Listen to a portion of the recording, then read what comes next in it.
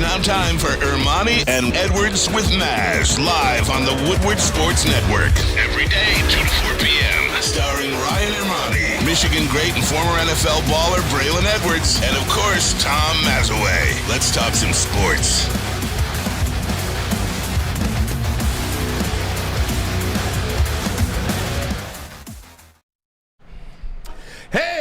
Let's go! Tuesday show, October 3rd, 2023. Ermanni and Edwards with Maz. Woodward Sports Network, woodwardsports.com, fox2detroit.com if you're watching live. Hey, if you're watching on YouTube, subscribe to our channel. Of course, hit that like button as well.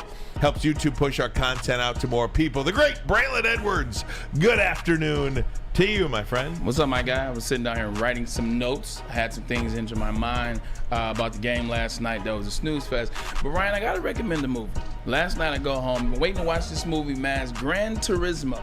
Okay? Oh, yeah. It's a race car game that came out in the 90s. Is that a true story? It is. It's based on a true story. So, which is great because he actually is a stunt driver in his own movie. So it's great. The movie was great. The cop in Stranger Things, who also plays the father in Black Widow. That's for my comic book universe guys out there. He's the coach in this one. He's a former race car driver, and he becomes a coach of a guy that's trying to turn the video game skills into real life driving. And man, it was great. Jaimin Hanchu plays in Gladiator and Amistad. It's an electric in this. You gotta check it out. It is a feel-good movie on all aspects. Got a little love romance there for you, for the young guys out there. So check it out. Gran Turismo, I give it 5 stars. 5 stars. A little something for everybody. Tom Mazaway, good afternoon to you, my friend. Hey, Ronnie. What's up, Tom? Kool-Aid in the house. Arthur's back. JB doing his other gig. It's a beautiful Tuesday. I told you he's in Jamaica. It ain't fall, man. It's still summer out. I'm seeing Halloween decorations, which I love, but hell, man, I still got the air conditioner on. It's too hot. I'm done. It's too hot. I'm done. We can't say what this time of year is called now because it'd be politically incorrect, but it is that time of year where it gets hot late. It's a late summer, if you will. I hate it. It's too hot. You know me, Ryan. I'm like done. you. Once the summer's over, I'm like, I need my 70, 68 little wind. Well, no doubt about it. You know, it's going to be in the 80s today, and then 85 tomorrow, and then it falls off a cliff. So Friday, 68, then 55, a pair of 55s over the weekend. I said to get going. I will let them know, absolutely. And I also want to let you know to watch the Lions post-game show this week. Tom Mazaway going to be hosting the Lions post-game show, as he does each and every Lions game all season long. Him and Stick provide the hot takes, the game analysis, Kool-Aid simping celebrations. You won't want to miss it. Exclusively on WSN's YouTube channel. They didn't move that game, right? It's still 1 o'clock? Still 1 o'clock this week, Carolina. Speaking of Stick, his 42nd birthday is coming up, and he's having a party this Saturday. So happy birthday to my man, Stick. Absolutely. Absolutely. Yeah, you know, you talk about this week being a 1 o'clock Carolina Panthers, 1 o'clock at Ford Field. The Lions got moved. They got flexed to the 4:25 game next week on Fox. So probably, I don't know if they'll get the top broadcast. Oh, yeah, it's Burkhart. Is it Burkhart? It'll be that. Because Philadelphia plays Dallas, I want to say. Week 7. I think there's a big NFC East game, so I'd be curious about that. Why would they move us to 4 then? Dallas plays 49ers, followed by the Eagles. Hold on, let me check this real quick because I think this is that would piss me off then. Because I don't think it's a Burkhart game, even though it's well, let's see here, Philadelphia and the Jets. No. Eagles Jets. Nah, that's CBS. No, it's a Fox game. Oh, it is? It's a Fox game, so you're talking about New York and Philadelphia. I would assume that's Burkhart, but is that a 4 o'clocker it's as well? It's a 4:25. Yeah, that's all. It's over. It depends, I think, what happens this week. Either way, the Lions get moved to a big-time window. It's a doubleheader day on Fox, 4:25. America wants to see the Lions. Yes. They do. And I think that's proved, you know, when they played Kansas City in the opener, and then, of course, Sunday Night Football against Green Bay. You'll get this 4:25 game. You got a couple of Monday Night Football games, one at home, one on the road. The Thanksgiving game. America wants to see this football team play. I'm not sure that then that won't be the Kevin Burkhardt and Greg Olsen. I'm not either, by the way. I'm not sure. I would just think. Yeah, it makes sense. You talk about New York. You're talking about Philadelphia. Those are two of the biggest markets there are. In fact, they're probably 1 and 3, give or take. Chicago, Philly, whatever. But I'm starting to watch how things are playing out. What happened last Friday? Detroit. Well, what happened Thursday? They blow out Green Bay. They become the tops in the division, in our estimation. They're head and shoulders above the other 3. Then what happens Friday? Oh, Jameson, suspension, lifted. Yes. Now what happens a week later? Oh, flex game, 4:15. Detroit Lions playing against the Tampa Bay Buccaneers and Baker Mayfield, who right now is 3-1. I think that's going to be the Kevin Burkhardt. Hey, Ryan, when you get a minute, bring up the Lions schedule on your thing. I got it. We're going to go over it. I guarantee there's going to be like 4 more games flexed. Okay. Go ahead, start talking to me. Dallas. After Tampa. After Tampa, then you go at Ravens. At Ravens. It's a 1 o'clock game. That'll stay 1. Then you got Monday Night Football against the Raiders. Yep. Week off. Then a 4 o'clock game at the Chargers. Okay. Then you've got home versus the Bears. Okay. You've got Thanksgiving against the Packers. Course. Then you go at Saints. No. You go at Bears. No. Broncos. Maybe. No. Hold on. Depends on what the Broncos are doing by then. I know they're 1 and 3, but Russell's playing better. Sean Payton's starting to figure it out. The Broncos Maybe they won't get any more flexes. I don't know if they will because they're flexed in week 6. Then week 8 they have the Raiders. Then week 10 or week 11 they have the Packers on Thanksgiving. Right. Then 1, 2, 3 weeks after that there's a TBA. Against the Broncos, it's time TBD. Right. That'll probably be a 4. And then 2 weeks after that, you've got the Cowboys on Sunday Night Football. That's Saturday night. Saturday Night Football. And then the week after that's Vikings? Yeah. That'll be a night game. So here's my thoughts on that. The teams that get flexed usually are bad teams.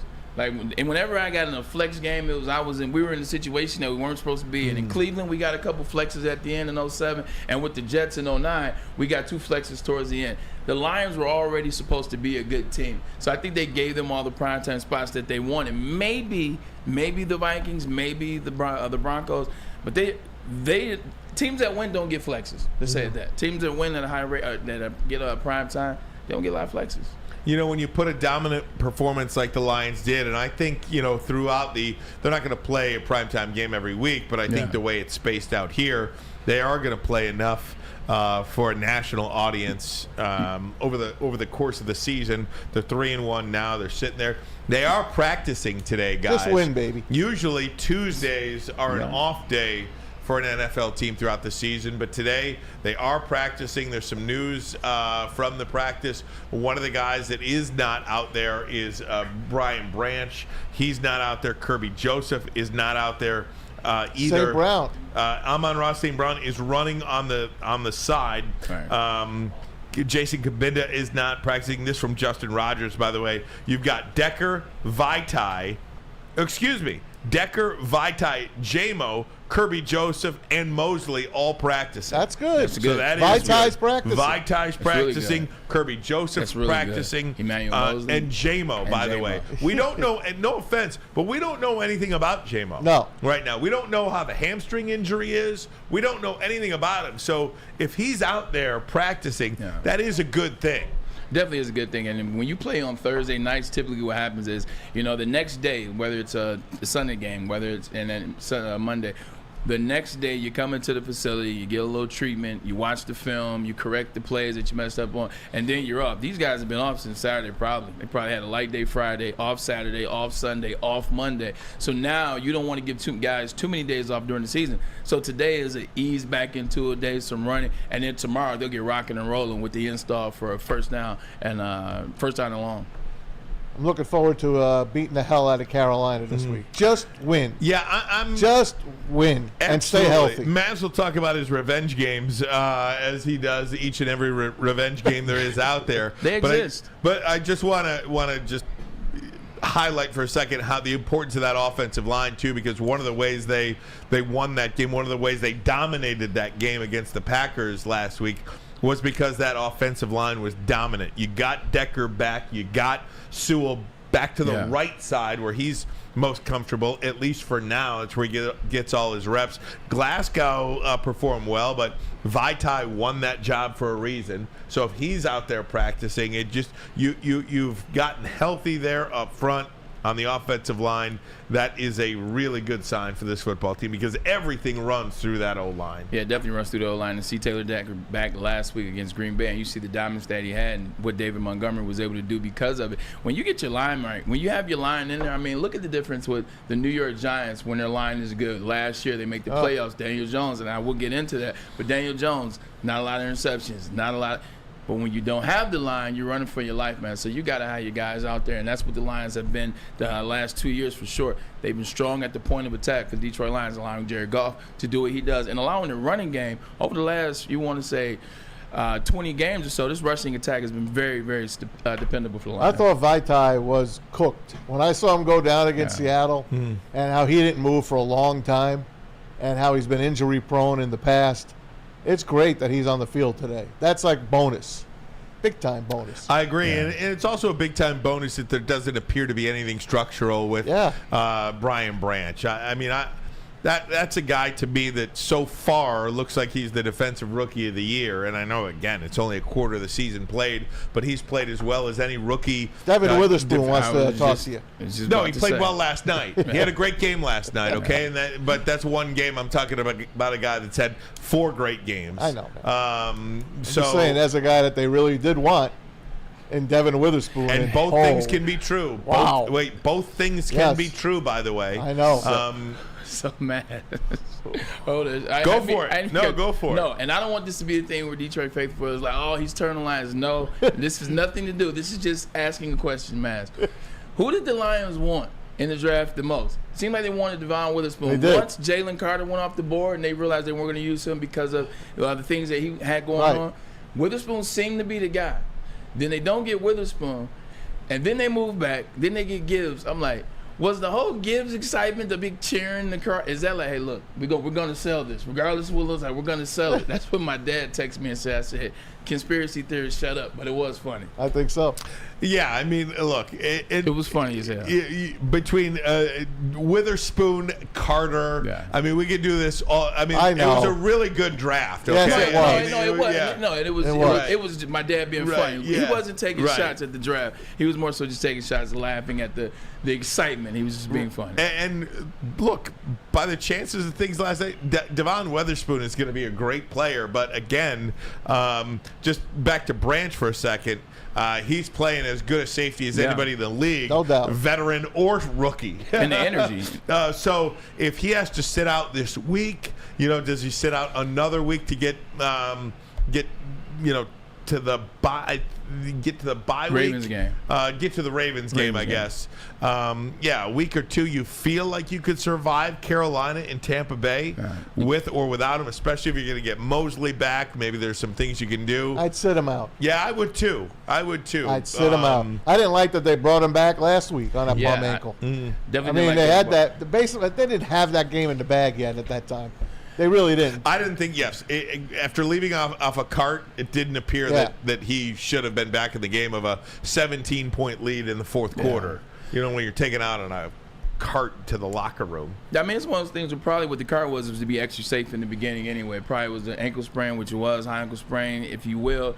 That emotion, that adrenaline that he was feeling, he was able to run up and down a little bit. They retaped it, probably went out there, and he thought he could play for a little bit. So the good thing is that he did go out there, and then they get him back off the field. So if they want to rest him this week, Ryan, go ahead, by all means. I mean, this is a team that you should definitely beat in the Panthers, and even if they want to do the following week. But the good thing is, it's nothing like being 22, Ryan. No. You heal very fast when you're 22. At 40, not so much. There's no doubt about that. And the Lions licking their wounds a little bit from last year's loss at Carolina, a game they were totally embarrassed by. They lost 37-23. The Carolina Panthers in that game rushed for 320 yards on 43 carries, an average of 7.4 yards per carry. It was a travesty what happened to that Lions rush defense. You'll hear what Ali McNeil has to say about that. He spoke to the media yesterday. Want to say hello to Kool-Aid and Parker as well. They are with us this afternoon. But first, a message from Fairway Packing Company for over 60 years. Fairway Packing has provided Michigan's finest restaurants, hotels, and casinos with prime beef, Wagyu beef, and dry aged beef. But you can get that same quality meat at your home, on your grill. You don't have to spend a ton of money going to these fancy restaurants. You can experience the Fairway difference for yourself today on your own grill. All you have to do is visit the steak shop in Grosse Pointe Woods. Individually packed and sealed grab-and-go steaks. If you can't make it in person, you can order online. They ship next day. Fairwaypacking.com. Fairwaypacking.com. Cut, prime, aged, packed to perfection. By now you know me, Christina Gennari, as the obvious choice in real estate. And you know my website, soldchristina.com, as your #1 resource for buying or selling your home. Myself, along with my amazing staff, pride ourselves on making your home buying and selling experience a relaxing and easy one. Come see why we are the obvious choice. Christina Gennari at soldchristina.com, the obvious choice in real estate. Woodward Sports' own Tom Mazaway and Sam Stick Day will be hosting our Lions postgame show after every Lions game all season long. Tune into the Woodward Sports YouTube channel for his hot-off-the-press takes, game analysis, and Kool-Aid sipping celebrations. You won't want to miss it. Join Maz, Stick, and special guests each week immediately following every Lions game, exclusively on the WSN YouTube channel. It's the Randy Wise Celebrity Golf Tour. You're a good coach, Tim. Oh, great shot. Some of the biggest names in Michigan sports, and some, well, not so much. Oh, yeah, baby. Oh, yeah, baby. Watch episodes at woodwardsports.com.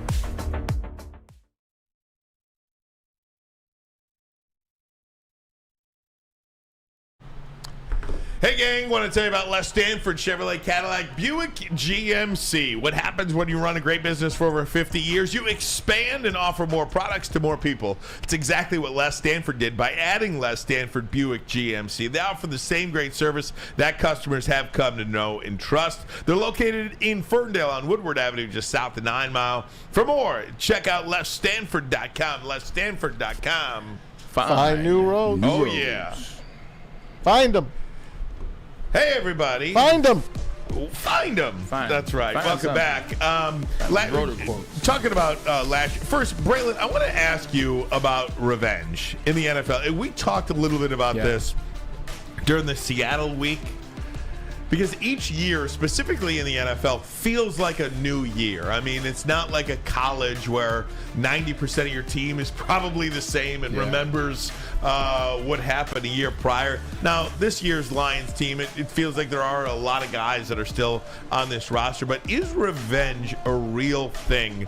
You know, specifically for a defense that gave up 320 yards on the ground last year. Their manhood was challenged. Now, revenge is a real thing. I remember in 2010, we played the New England Patriots. I was with the Jets at the time. We beat them the first game, but the second game we played in Ryan, set up perfect. It was a Monday night game. The atmosphere was electric. It was at Gillette. We were both 9-2, fighting for division lead at the time. They were fighting for a share of it. And Ryan, they beat the brakes off our ass, 49-3. This is an NFL game I'm talking about, and they beat us 49-3. They handled us in the offense, they handled us in the defense, they handled us in special teams. Like, we all walked off that bus when we got back to Florham Park knowing that we had got literally and thoroughly drugged, if you will. When we played them that second time, when we played them in the playoffs, that week of practice leading up to it was so intense. You don't hit in the playoffs. We went pads on day one. This is in the playoffs, Ryan, second round. We went That's pads. Rex, right? Yeah, this is Rex. We went pads. Rex made us remember. It was always, we had little things, little quotes around the wall, stats posted of what the scores was and what this player did and that player did. We were seeing red from the time the week started, and I guarantee you that's what you're going to see down there at Allen Park. They got embarrassed last year. 320 yards on the ground in the NFL, that's a statement. You got manhandled. And the game really wasn't close, 37-23, but it wasn't as close as that. This is a game we're starting today. When those guys came in, really after they lost the start in the locker, after they won start in the locker room, But those guys are hungry. Those guys are putting in the time. They're putting in the work. Games like last year, you got to make them go away, and the only way to make them go away is you got to do the same thing to that team. And Matt, just a point about the fact that the game wasn't a 37-23 game. It wasn't that close. It was 31-7 in the third quarter. It was bad. You know what I mean? Yeah, it was just a drop. The only time it was close is when Carolina went right down to score, and the Lions came back to score. Yeah, Shane Zylstra, 7-7. And then that was it. Yeah. And that was it. There's no doubt. That was right around Christmas time. I remember that was like coal in the stocking. Right. If I can say one last thing, right? Sure. It's also a statement game for the Lions to the fans. Like, it's also the Lions to the fans. And your fans don't care. You think that they just want you to win. The fans remember what happened last year, because what was also on the line that no one talks about? The playoffs. Yeah. Last year, the playoffs were on the line for the Lions. If they would have won out, Lions would have been in the playoffs. Yeah. The fans remember that. They remember that you went down there to Carolina and dropped that dud. So you got to embarrass them so the Lions fans can understand that you took it as serious as they took it last year. Just a point about that too, Bray. I mean, you talked about it last week, and playing on the road on a short week and in the division, I just wanted to win. I didn't care if it was 10-9. You thought a statement win would be what you were looking for, and you got that. Because people are talking about the Lions all around the country again. And we all got that. Yeah. And I think this, to me, feels like one of those statement games. Don't dilly-dally with these guys. As Dan Campbell said yesterday at the podium, this is a team that is desperate for a victory. They are dying for a win.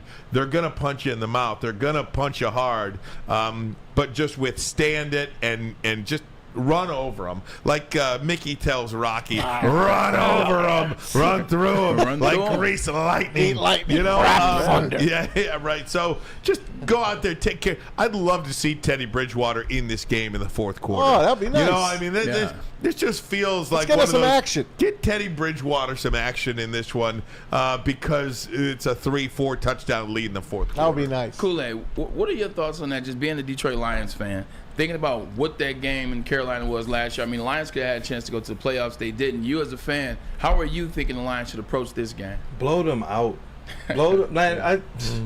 That game last year, with everything, all the implications, as hard as they fought, man, you talking about a playoff spot that they took from you. I want them to go in there, and if you took over Lambeau the way you did, blow them out, man. Yeah. That's all I want to see. I want to see this squad kind of go into this game against the Panthers and kind of enforce their will. They've been stopping the run, so I don't think that that's going to be a problem this year. I don't at all. They got Bugs back in there.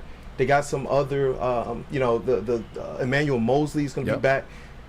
Play nasty, play mean, and just go out there and just do work. Do work. I have a little something. We talk about having Teddy Bridgewater coming at the end of the game. A guy was just activated that we just drafted, named Hendon Hooker. Could we put him in at the end of the game if it is such a blowout with the Carolina Panthers that maybe we get a couple reps out of him? No, that man tore his ACL last year. You want this game, because this is a guy, you got to look at it like this, Parker. This is a guy that, I know nobody's talking about it, but let's be honest. This is a guy that Brad Holmes drafted to potentially be the replacement for Matt Stafford, the replacement for Jared Goff. You don't want to risk the chance of getting him injured way this early when he doesn't have to play in there. This would be a Teddy Bridgewater game. Oh, by the way, where was he at 2 years ago? He was in Carolina. No doubt. I wanted to play this from Aleem McNeil. This was from the podium yesterday. Aleem McNeil, who is playing as good a football as anybody on the defensive side for the Detroit Lions. Here's what he had to say about last year's game at Carolina. Yeah, that was bad. In my opinion, it was a really bad taste in our mouths after that. And obviously we remember that coming into this week.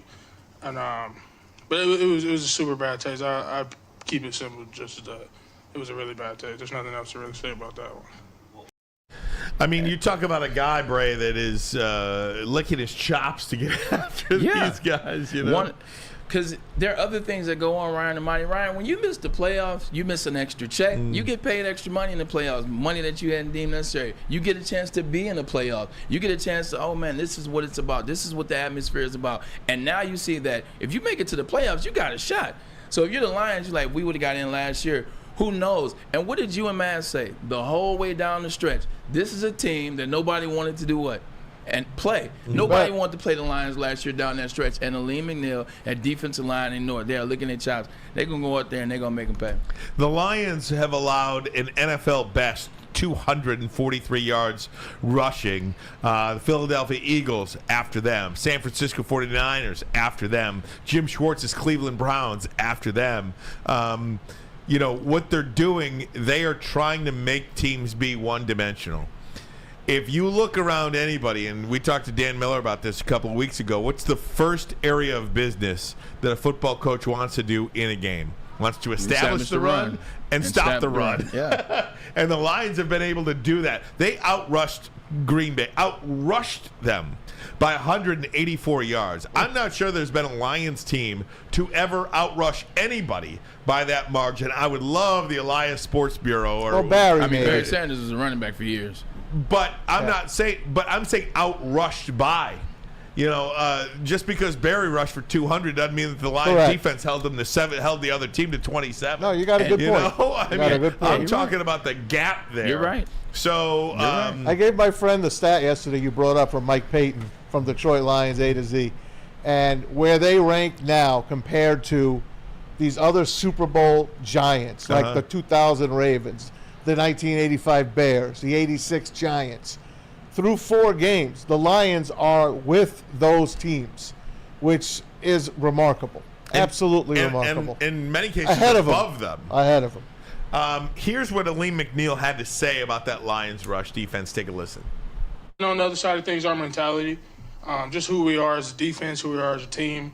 That's the identity we want to put out there. And then also we know we want to win games, and our key to winning games is helping stop the run.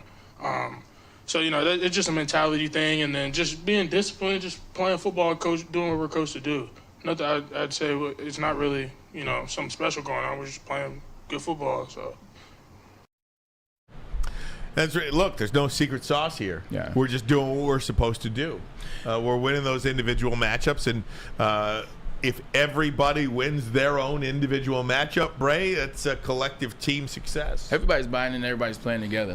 Nobody cares about who's getting the sack. Nobody cares about who's getting the interception. Nobody cares about who's getting the credit on defense, because newsflash, Lloyd Carr told me, when the team wins, everybody wins. Everybody gets the credit, and that's what's going on right now. Benito Jones' name is coming up just as much as Aleem McNeil, just as much as Isaiah Buggs, just as much as Brian Branch and Aiden Hutchinson, and so on and so on. When you play effort, when you legitimately go out there and say, my job is to beat my man, and you go and do it play after play after play, those oppositions, they start to go in that huddle, Ryan. Those huddles get a little uglier the more and more you get beat up. You're like, is somebody going to block? It starts to get ugly in those huddles. Coming up, you're going to hear more from the Lions defensive players. We'll hear from Derek Barnes next on something that I think is so unique, and I want Braylon's take on it, where rooting for your teammates instead of competing with your teammates, how far that goes. We'll talk about that next. We'll get into the Monday Night Football game we saw last night. Also, is Michigan the best team in the country? Legitimately, is Michigan the best team in the country? We'll talk about that as well, and major news surrounding the Detroit Tigers broadcast team. Lots to get to on a Tuesday, but first, a message from Big Boy. All right, fellas, you know it, the best cheeseburger and chicken sandwich in town, both at Big Boy. Try it out. The pretzel bacon cheeseburger or the Dolly chicken sandwich, both delicious opportunities for you. If you're going to be very hungry, you want to go to Big Boy. Don't forget to try Bob's hot chicken sandwich if you like your chicken a little spicy. And take care of those fries. Upgrade them.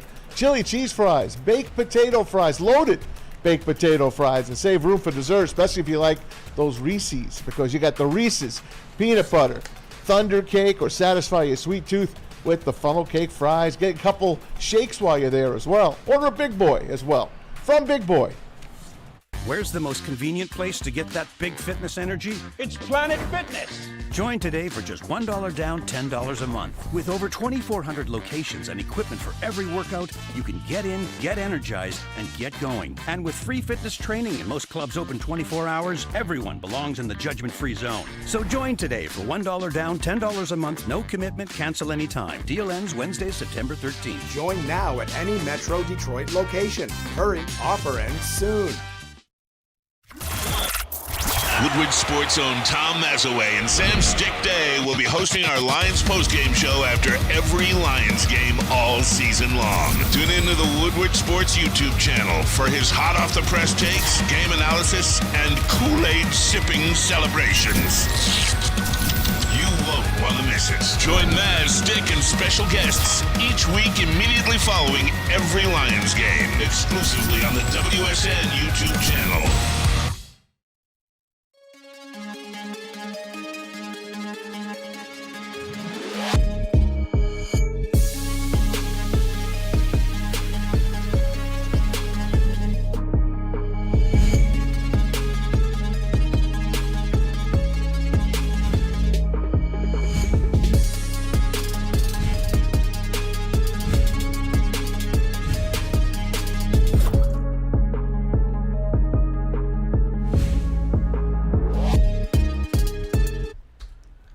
At the Academy of Warren, they have a brand new state-of-the-art sports dome field house with a regulation basketball court, volleyball court, and soccer field.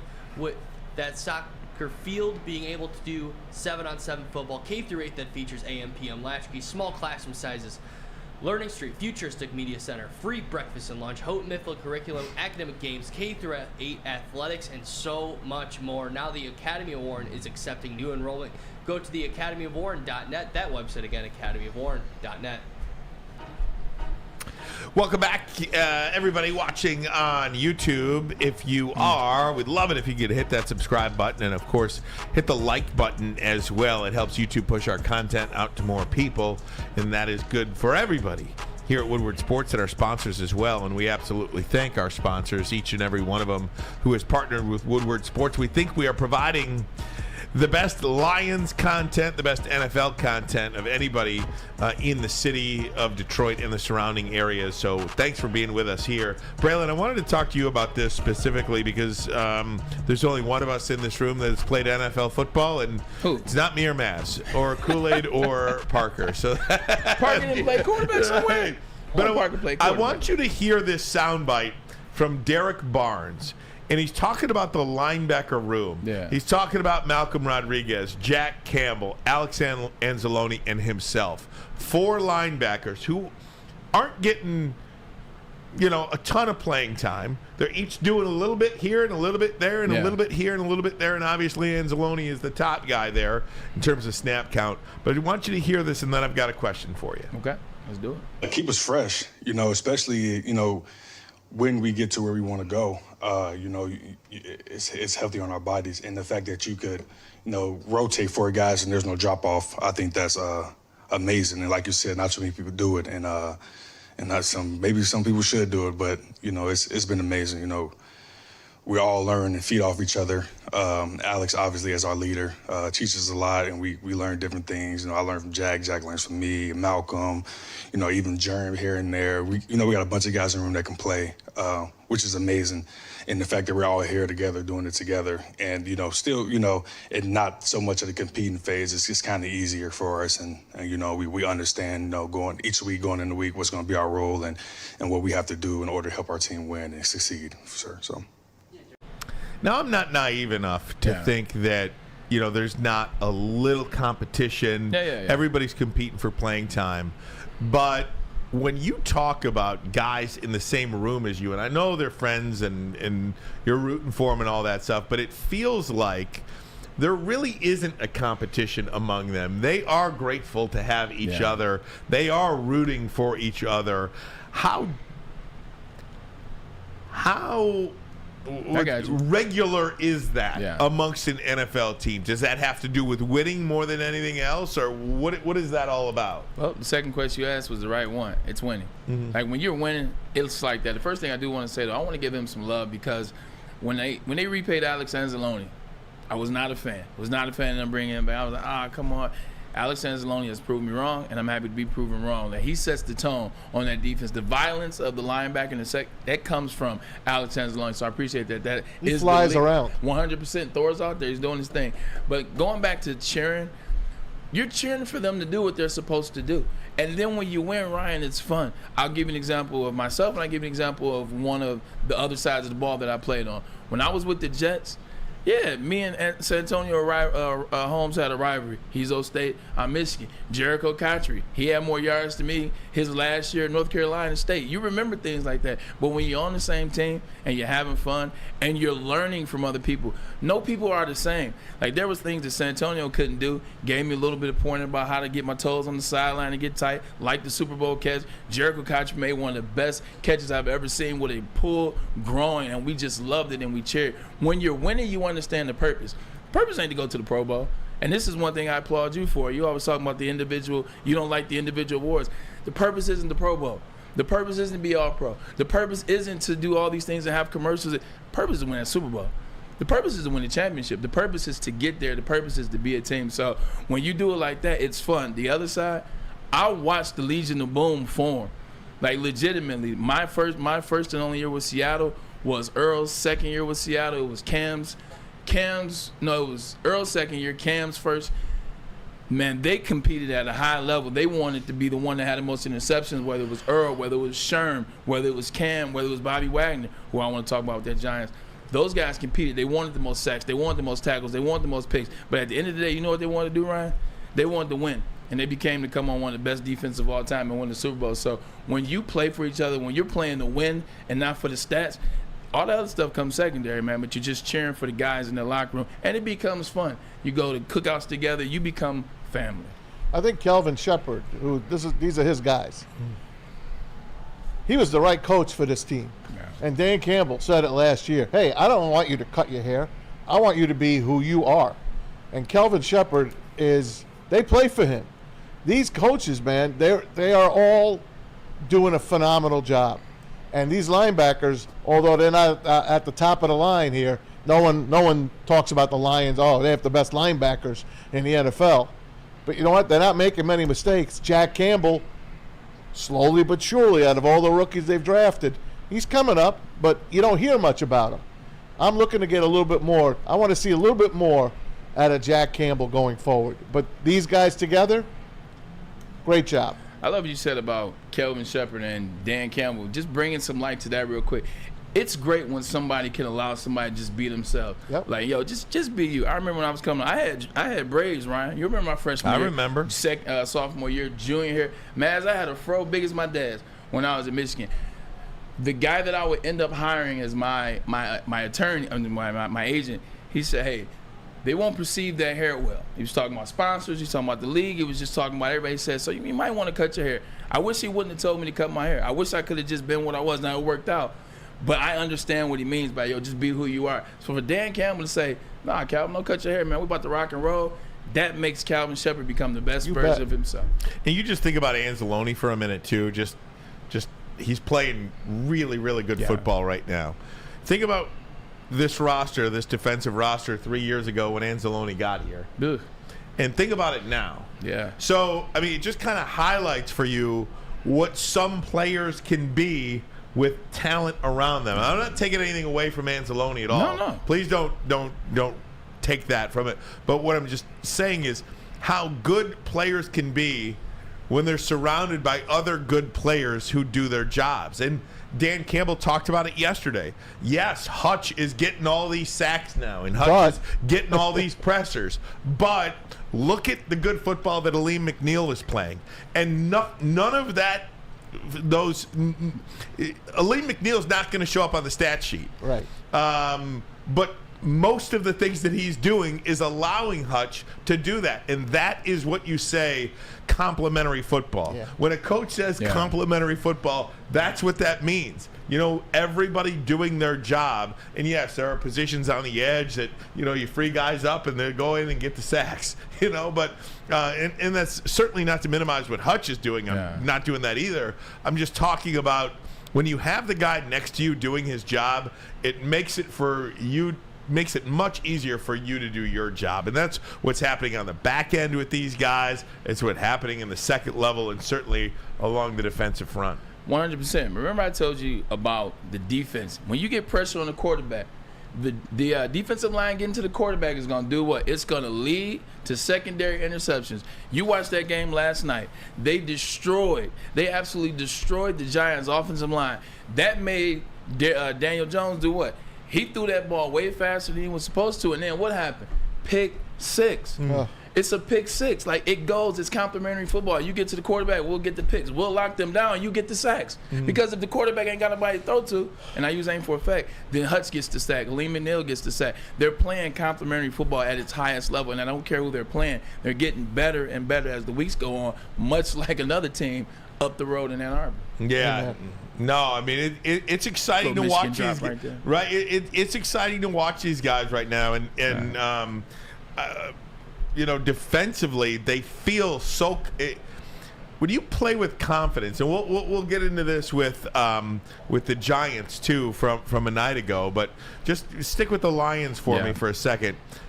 When you're playing with confidence, you see what that team can do. Conversely, when you don't play with confidence, you see how bad Daniel Jones is. But confidence is everything. Yeah, confidence is everything, and especially when you have confidence in your teammates, too. It's not even just confidence in yourself. It's confidence in the guy next to you, the guy that you're going in the trenches with, that offensive lineman right next to you, right to the left of you. Damn, I got confidence in this guy. I know he's going to blow his man up. So you know what I got to do? Now I got to blow my man up. You know what Dave Montgomery's going to do? He's going to take the ball, and he's going to run down the field. Shout out to the FedEx ground and pound guy of the week, or the runner of the week. But when you play with confidence in guys next to you, and on defense, it's the best. I swear I wish I would have played defense. Defense is electric, man. You see David Montgomery with the FedEx Ground Player of the Week. 3 touchdowns, 121 yards. You got to vote for him, though. You got to vote for him. But when you play with that confidence on defense, it's fun out there. You just wreak havoc.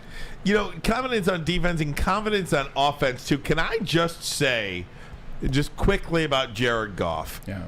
This guy has been so freaking good for this football team. Solid. 3 interceptions this year. In the series immediately following the interception, all 3 times he has led the Lions on a touchdown drive. If that's not confidence, if that's not having a closer mentality to just put it away, what you just did, I don't know what is. That guy's playing as good a football as anybody right now, man. It's called resiliency and short-term memory. It's the best thing you can have in sports. Short-term memory. Yo, you know what? Boom. I scored a touchdown, so what? I got to do it again. You know what? I dropped the pass, so what? I got to do it again. He's doing it at a high level in terms of responding. Like, man, this guy, you know what he's playing like? It's so simple, so cliche, but it's true. He's playing professional. Yeah. Jared Goff is a professional. When he comes to the podium, when he takes it on the chin, whether it's a Seattle Seahawks game, whether it's whatever, he is so professional. It's alarming right now. He's the right guy. He is the right guy for Ben Johnson, Detroit Lions, in this stretch run that they're doing right now. He's the right man for the job. And he's not afraid to sling it either. There's only 3 quarterbacks in the NFL that have per completion average greater than Jared Goff. I mean, he goes down the field, and we believe that's only going to grow with Jamison Williams in the lineup, right? Taking a few shots that way. But Tua Tagovailoa, Brock Purdy, and C.J. Stroud, the only quarterbacks right now. Did you say Brock Purdy? Brock Purdy.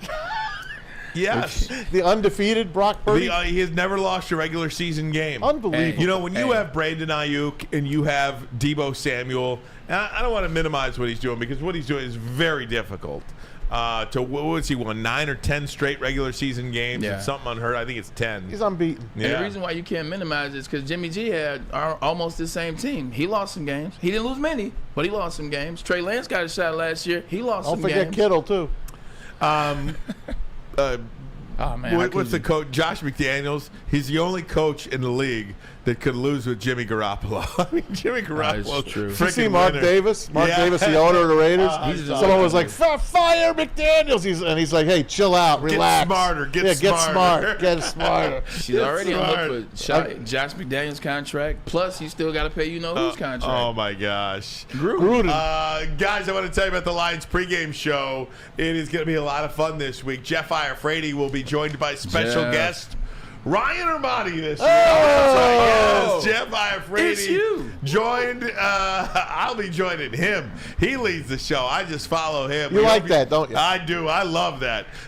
You like that. You like that. Hey, let him drive that conversation, man. We hope you'll join us 9:30 to 11:30. Lions Sunday. That's right. Weekly special guest. Jeff Iafrate hosts every week.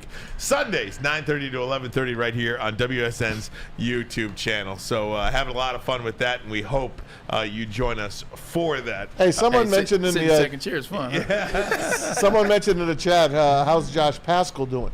We don't. He's on IR. We don't hear. But we don't. What happened to him? He's out 4 weeks. We don't know. But all right. I will say this, and I don't have much to say because there's much that he's done.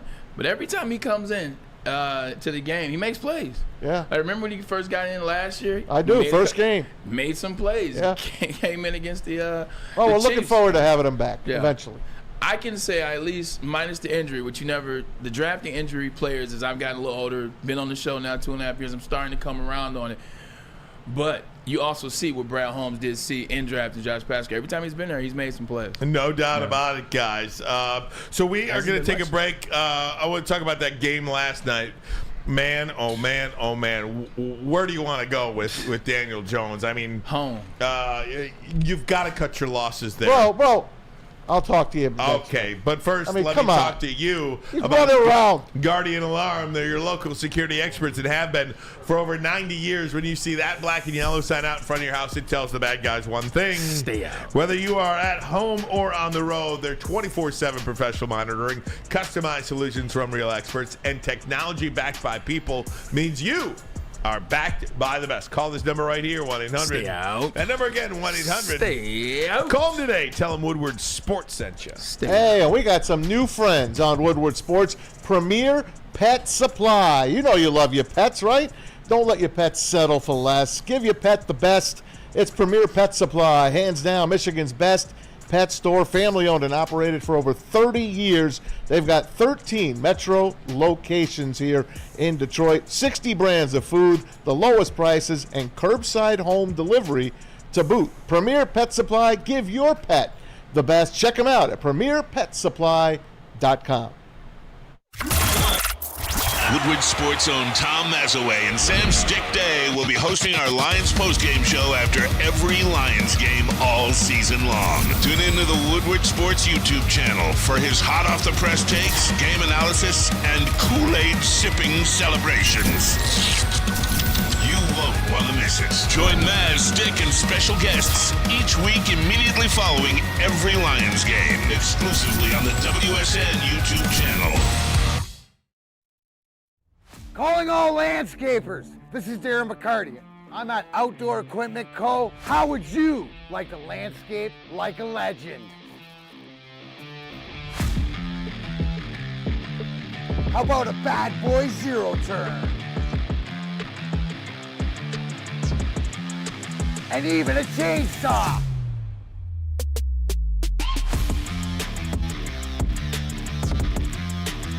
And even a weed whipper. So register today at OutdoorEquipCo.com, and even you could have DMAC on your landscaping crew. Now, coming to Woodward Sports, Woodward and Main Street, the Woodward Sports Network Detroit Lions Show. Let's go! Catch Gabrielle D. Phillips, Matt Broder, and Terry Foster for all the latest news on your Detroit Lions every week. Only on the Woodward Sports Network YouTube channel and woodwardsports.com. Hey, everybody, I want you to join us this weekend. Join Woodward Sports in Long Drink this Sunday, October 8th, for the official Lions VIP tailgate party, Eastern Market Shed 5. It's going to be a bash starting at 9:30 until game time. The official Lions tailgate is back and better than ever. How would you like to pregame it with Woodward Sports and be treated like a VIP? Food, beverages, entertainment, all included. Get your tickets online today at bullseyeeventgroup.com, bullseyeeventgroup.com, or win some from Woodward Sports today. Just subscribe to our YouTube, follow us on IG, and direct message Lions VIP. All right, Tom Mazaway. The Giants go down. Seattle beats them 24-3. They stink. Ugly game. Yeah. Daniel Jones sacked 11 times. Could have been different. The New York Football Giants outscored 64-3 at home this season. Daniel Jones 1-12 in primetime games right now. Braylon, if you don't mind, I'd like to move it over to the Giants fan himself, Tom Mazaway. Yeah, Giants fan here. Yeah, I'm wearing a Seahawks jersey. It don't matter. It's just what I pulled out of the closet. Just happens they You ain't gotta played explain last yourself night. to those people. I know, but everyone asked me. I got a million shirts, guys. The Giants lost that game last night when their offensive line was invisible. Absolutely invisible. This guy was running for his life since the first play of the game. And he fumbles inside their 10-yard line. Seattle has a easy touchdown there. They held on. They moved down. They drive 70 yards, kick a field goal, 55-yard field goal, back in the game. Now they're driving down to even get within 4 in the fourth quarter, early in the fourth quarter. And then he makes the mistake of a lifetime. Because that really, I think, I don't know what they're going to do after that interception. And we all saw it. Devon Witherspoon took it back 97 Pick yards. 6. And then when he gets to the sidelines, Brian Daboll just is talking to him on his way in. What the hell are you doing? What are you seeing? What are you looking at? Then he goes to see him on the bench, and he grabs the tablet from the assistant, and he's trying to show Daniel Jones, look, and then he just chucks the thing. Did you see him just chuck the tablet? I think he was disgusted because Yeah. I think Daniel Jones did not see Right. what Noah Fant. what Brian Daboll was trying to get him to see. I understand and that. Daboll, to But he me, was already so- down and I know. out at that time. In my opinion, Daboll was like, how can't you see that? But before that, it's 3rd and 10 inside your own 40 for Seattle. And Noah Fant is open by 20 yards. And he tiptoes down the sideline for another 60 yards down to the goal line. Should have been a touchdown. Eventually it was from K9. The Giants, 3 plays. Fumble inside the 10. Noah Fant, 60 yards all alone. On 3rd and 20. And Daniel Jones throwing a pick 6 for 97 yards. It's 24-3. The Giants win that game without those 3 plays. And it's because 2 of them, Daniel Jones has absolutely zero protection. Zero protection. So I'll start off here. Maz, I will actually agree with you on the protection side of things. Look, if you don't have protection, it's not much you can do out there when you don't have that protection. He hasn't had the protection. And then one of the best young left tackles in the game, who was Andrew Thomas, was inactive. He didn't play. So, Maz, you're absolutely correct. Now, with that being said, is that the excuse for all 13 of those losses on prime time? Is that the excuse for all 7 of those losses? He won a playoff game last year. Yeah, when Brian Daboll came on and everything was picture perfect. Yeah. But No Saquon. But everything was picture perfect, and he still was an average quarterback. Like, He got paid because of that. He got paid because of Saquon Barkley. He got paid because of Saquon. 15 touchdowns is not a 2022 NFL stat anymore. This is This is not the 80s. But you don't have to win with touchdowns in the air. No, but you could win on the ground. But you have not in the day today. You got to have a quarterback. Maz, and I'm not trying to diss Daniel Jones right now. He just ain't it. Like that touchdown and he threw that interception. Yeah, he was getting blitzed all game, and I know it makes you look. Well, actually, wasn't even getting blitzed. He was seeing ghosts. I understand that, but what we should have been seeing was Darren Waller wide open in the corner. That's what he should have been seeing. Like, there are a lot of times where you look at Daniel Jones and you're like, damn, he did go to Duke, huh? Damn, that was kind of a reach, huh? I understand it. You're looking for a quarterback. It's hard to find a quarterback because everybody in that 2021 draft, hell, none of them were right. It seems like, so I understand that. But Daniel Jones isn't it. He just isn't it for this team. A couple of things about this for me. I don't blame Daniel Jones for wanting a big contract and doing whatever you got to do to get it. We all do that. God bless him. He got paid. It comes with results. The New York Giants made the mistake of paying him. They did not have to pay him. This is on them. The New York Giants made a colossal mistake. And now you sit there and you say, what in the world do we do now? He's what, $45 million against the cap next year? $38 million he's due. How do you cut your losses after that? Because no offense, I am just not a Daniel Jones guy. Yeah. He had one good year, lightning struck, and the New York Giants made their bed, and now they have to lie in it. This isn't a Daniel Jones problem. He wasn't good in 19. He wasn't good in 20. He wasn't great in 21. He had a really good year in 22, and that's it. So for 3 years, he was pretty bad. In 1 year, he was pretty good. They weren't even great last year. They were a 9-8 football team. It's not like they were ripped off like 12-5 or 11-6. They did not have to do what they did. So this is all on the Giants. Yeah. And if you're going to pay this guy $45 million, you better protect him. You should know what he is after 4 years of game tape. And now you're lost. Do you draft a quarterback next year? Because I think it's pretty clear whether you think he's a good quarterback or not. He's got zero confidence, and that's not just something you like turn on or off. I don't think the New York Giants are in a good spot right now. I would not want to be them. Well, here's what they do in the offseason. You get through this season, you got to play with them. You're stuck with them. You get through the season. In the offseason, you trade them. And then you draft one of these quarterbacks coming out. I'll read you, once we start talking about college football, I'll read you the quarterback list of guys coming out. And Maz, I know you're saying, but they can't trade him. They just paid him. Who's going to do it? I was just going to say that, not Maz. I was going to say the San Francisco 49ers were able to trade Trey Lance, and he stinks. Yeah, but he wasn't making $45 million. Somebody's going to need a quarterback. Somebody's going to have to take a chance on a guy that you saw when you protect him, when you put the right things around him. Because I will give Maz this as well, pause. He has never had a consistent offense in terms of skill positions and a working running back at the same time. It's either Saquon and no wideouts or wideouts and no Saquon. So I will give you that. I don't think he's ever had wideouts. Exactly. So if I'm a team, I mean, we can go through the list of teams. Everybody freaking needs a Atlanta is the rumor. And there you go. Like, somebody will take a chance because you know what he did when you gave him protection, when you had a running game, i.e. Bijan Robinson. He won a playoff game. He wasn't that bad. Like, he wasn't great, but he wasn't bad. Everybody's not going to be great in the NFL, and that's why I think the Giants. Thank God it's not the Lions. He could play, guys. But I agree with you. But he's one of those players.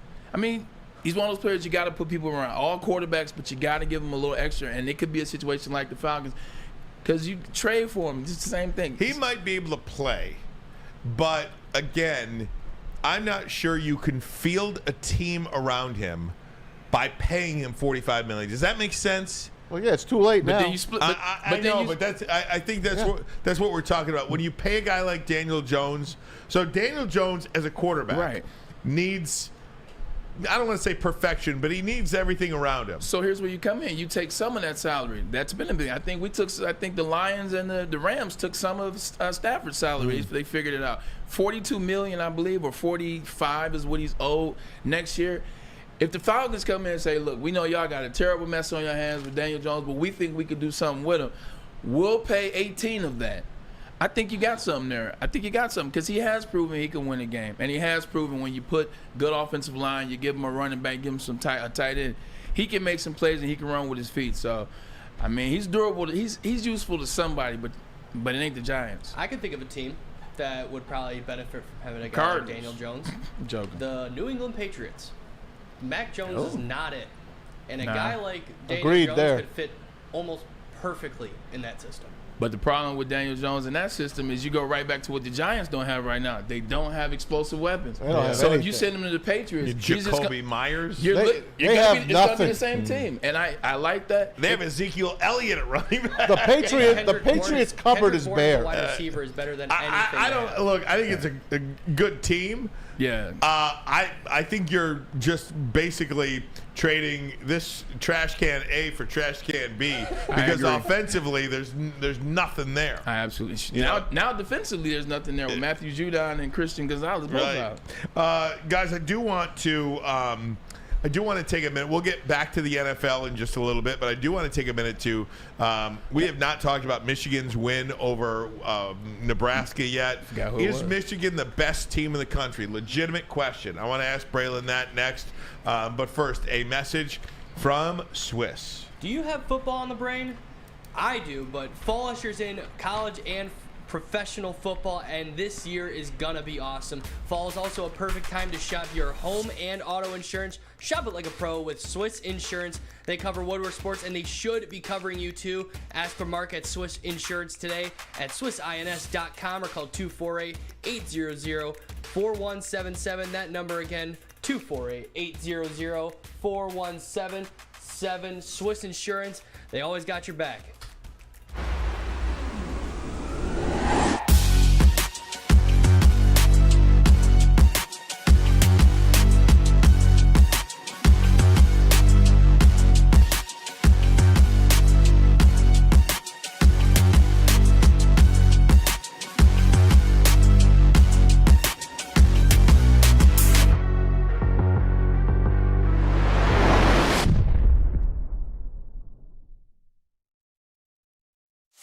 Join Woodward Sports' own Jeff Iafrate, along with special WSN guests for the most anticipated Lions season in decades.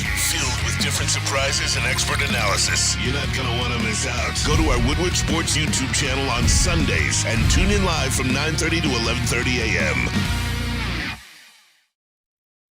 Gabby is a college student struggling to study for her big exam. Then she discovered Syntron, a healthy way for her to stay awake and focus. Jennifer frequently has chaotic days like this until she gets online, orders some Syntron, and finds her groove. April visited her local grocery store, purchased a case of Syntron, and entered to win the Syntron 100K Vegas giveaway. Pick up your case of Syntron today at any Meijer location or visit drinksyntron.com/Vegas and enter for the 100K Vegas giveaway. Play, practice, party, and play. 5 Iron Golf, located downtown Detroit at the Cambria Hotel. Sim rentals, lessons, leagues, bar, and restaurant. It is the place to play. Look, don't let this hot weather fool you. I know it's be 85 tomorrow and all that, but like Ryan said, the weather's about to jump off the cliff, so you want to be inside enjoying these brand new TrackMan simulators, drinks, and the Woodward Sports Golf League 5 to 7 on Thursday. Come on down, hang out, practice, party, and play. Total domination by the Michigan Wolverines over the weekend. It was the game that we wanted to see them play. Just butchered Matt Rule and the Nebraska Cornhuskers 45-7. J.J. McCarthy had his hand in 3 touchdowns as the number 2 Wolverines rout Nebraska. McCarthy played great in that one. I've never seen him play better. You text me, man, during the game, and now I see what you see. Michigan had 249 yards rushing in this one as well. Everything coming together. Welcome back to the Woodward Sports Network here on YouTube. Ryan Ermanni, Braylon Edwards, Tom Mazaway. How do you run to your left and throw a 40-yard touchdown with your right hand? Perfectly placed in the end zone to the receiver never breaking stride. Roman Wilson. That's a pretty good number 1. Roman didn't catch that touchdown.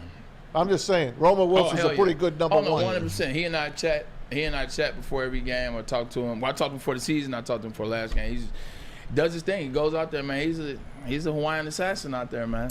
Love Roman. The question I have, I think, is a fair one. Okay? In this year's college football, is Michigan the best team in the country right now?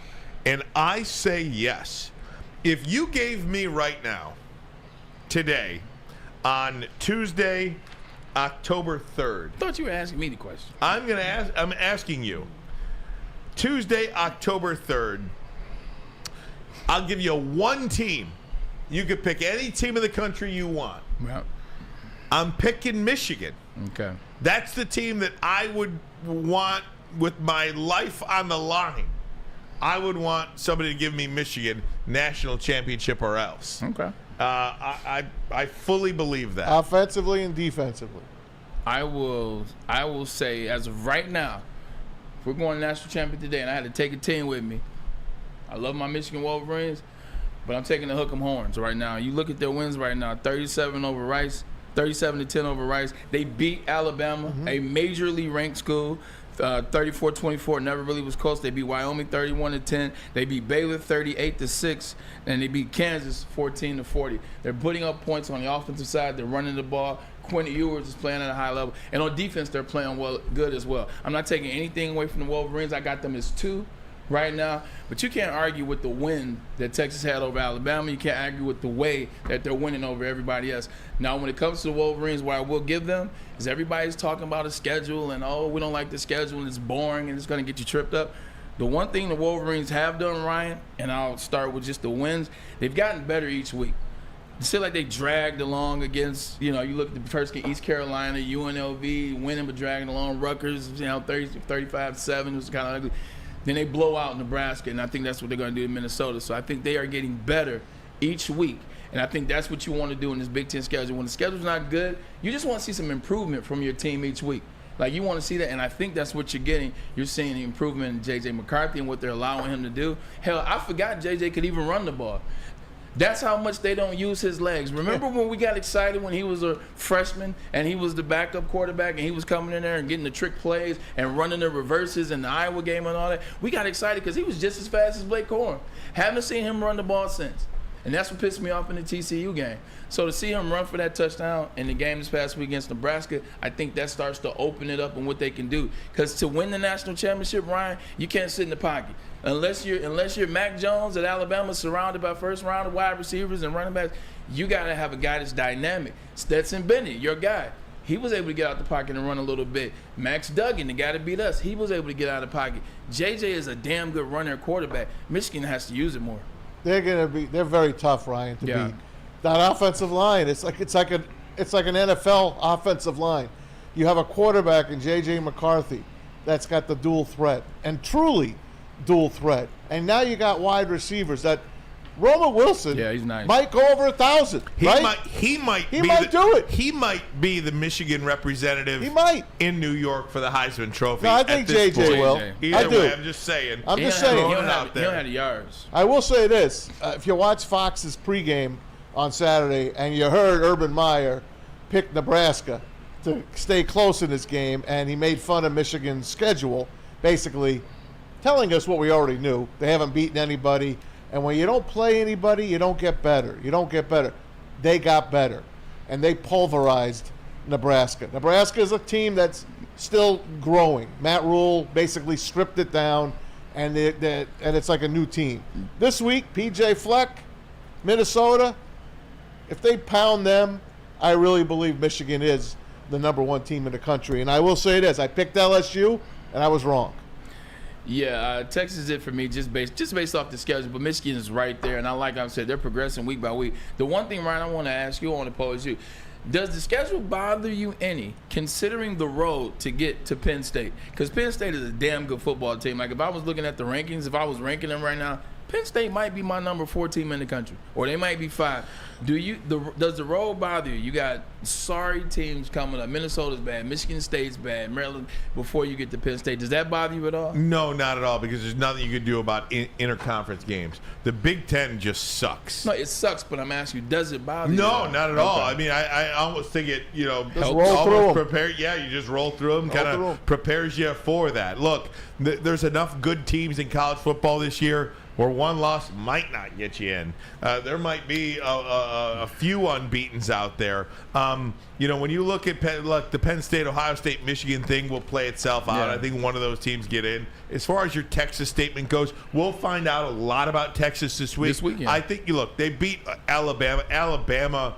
It's still Alabama. It's still Alabama. But they're not the same. But they're not that quarterback. The quarterback sucks, and he might get better as the year goes on. But even Nick Saban's going back. Are you starting this guy? Starting that guy? Yeah. You don't have a quarterback there, so you can't score points. I don't want to take anything away from him. But you're doing that. You're doing that. But what I'm trying to say is, I'm not sure that win is as impressive as we think it is right now. But name one win on the Michigan schedule that is close to equal. I can't, apples to apples, no, there isn't one. But I'm just talking about eyeball test. Yeah. And we're going to learn a lot about Texas this week as they play Oklahoma. Yeah. Andrell Anthony, by the way, leading the Oklahoma Sooners in receiving yards. By the way, a lot of people will point to Washington and Oregon. Those two in a Titan matchup next week, not this weekend, but next week they play each other. And even for Washington, for all the Washington people out there, and I am a Washington, I love Washington. Last week. Boise State, Tulsa, Michigan State, Cal, Arizona, 5 football teams that suck. Still pretty damn good teams. The names, they're good, yes, but the names Michigan State and Cal and Arizona, yes. But those football teams are horrible, miserable. I'm talking about teams. Washington. I understand. Yeah, they basically played Michigan's schedule with bigger names, exactly. quote unquote. So again, just forgive me for not buying in totally yet. Yeah, and it's not about buying in totally. Like, at the end of the day, it's just 4 or 5 game assessment. And even Oregon for a minute. Even Oregon, Stanford sucks. Colorado, at the end of the day, Colorado's going to be a 6-6 football team. Oregon's probably. good. Hawaii, Texas Tech is a losing football team. Portland State. So what I'm saying is we don't know anything about anybody just yet. And I didn't name any of those schools. The teams that I named that Texas beat, they're all Big 12 teams. And then there's Alabama, who was number 4 at the time when they played. But Ryan, you know one thing you got to have? You got to have an electric quarterback if you're going to be ranked in college football. Quinn Ewers is a stud. No, I'm not. All of them. You look at Georgia's quarterback, because Georgia's number 1. Georgia's quarterback is 8th in passing yards and 4th in touchdowns. You look at Michael Penix. He's number 1 in yards, 2nd in touchdowns. They're number 5 in the country. The list goes on. I mean, Texas, Quinn Ewers is up there. Michigan, J.J. McCarthy's not up there. But what they don't have is that rushing attack of Michigan and the defense and the way they're playing. But you got to have one of these guys, man. Bo Nix is on here. Hell, Caleb Williams, 21 touchdowns through 4 games. This college football season is a unique one because if it wasn't for Deion Sanders in Colorado, the bad football year, I'm not sure there'd be much interest in this college football season. I mean, seriously, USC still can't stop anybody. USC can't stop a nosebleed right now. They'll outscore you though. Ohio State isn't very good. USC dodged the bullet. And you know how they dodged the bullet? A lot of people will say that the game wasn't close. Who didn't play for Colorado? Shiloh. Travis Hunter. Yeah. And they lost by 7. Two of their 3 best players. You know, I mean, so what I'm saying is USC ain't that great. Their defense stinks. And the games have it, like even the Notre Dame Ohio State game, I'm sorry, I was bored by that game. Yeah. It was an exciting finish, but the game itself kind of sucked. How about Notre Dame Duke?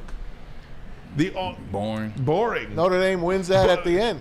But again, it was a 0-0 game or a 10-0 game into the third quarter. Yeah. The game itself sucked.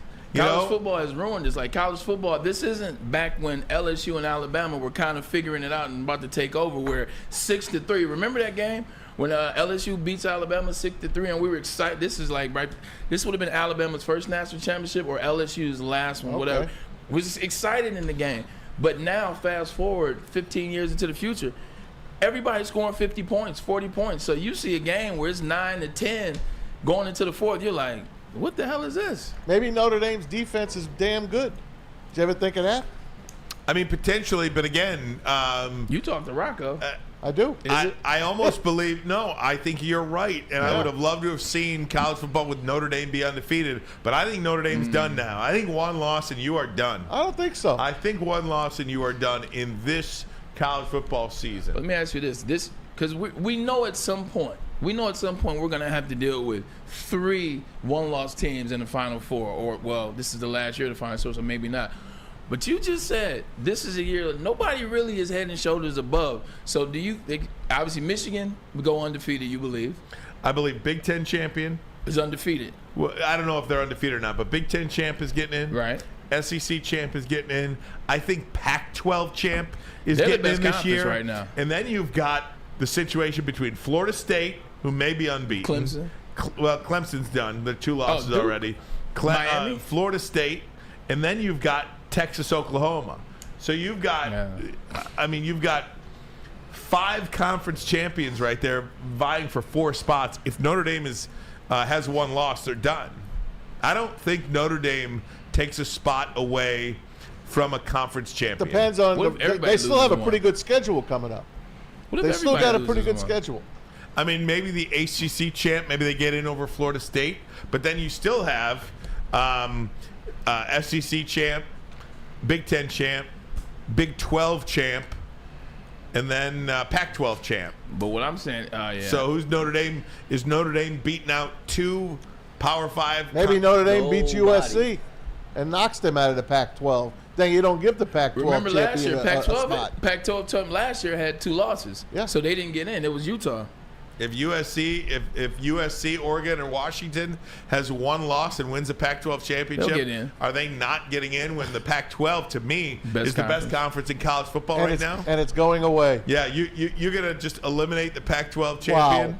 Wow. It's the best conference in college football right now, the Pac-12. Best quarterbacks. No doubt. Guys, we're going to take a break. When we come back, we'll go back to the NFL news and notes from that league. And then we'll touch on the big news today surrounding the Detroit Tigers broadcast team that is now no more. We'll get into that. I got a great idea. But first, a message from Glorious. Glorious Cannabis. It's one of the best strands going right now. That Honolulu Blue from Glorious. It is amazing. It is immaculate. That's why it is Glorious. Go to Glorious Canna, CANNA.com to get that. Or you can go to any dispo in your vicinity. GloriousCannabis.com.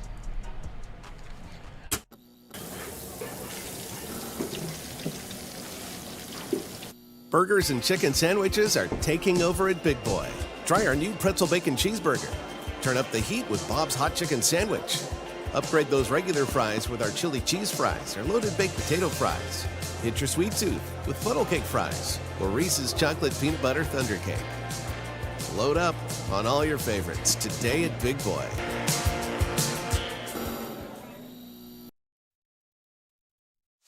Join Woodward Sports' own Jeff Iafrate along with special WSN guests for the most anticipated Lions season in decades. Filled with different surprises and expert analysis. You're not going to want to miss out. Go to our Woodward Sports YouTube channel on Sundays and tune in live from 9:30 to 11:30 a.m.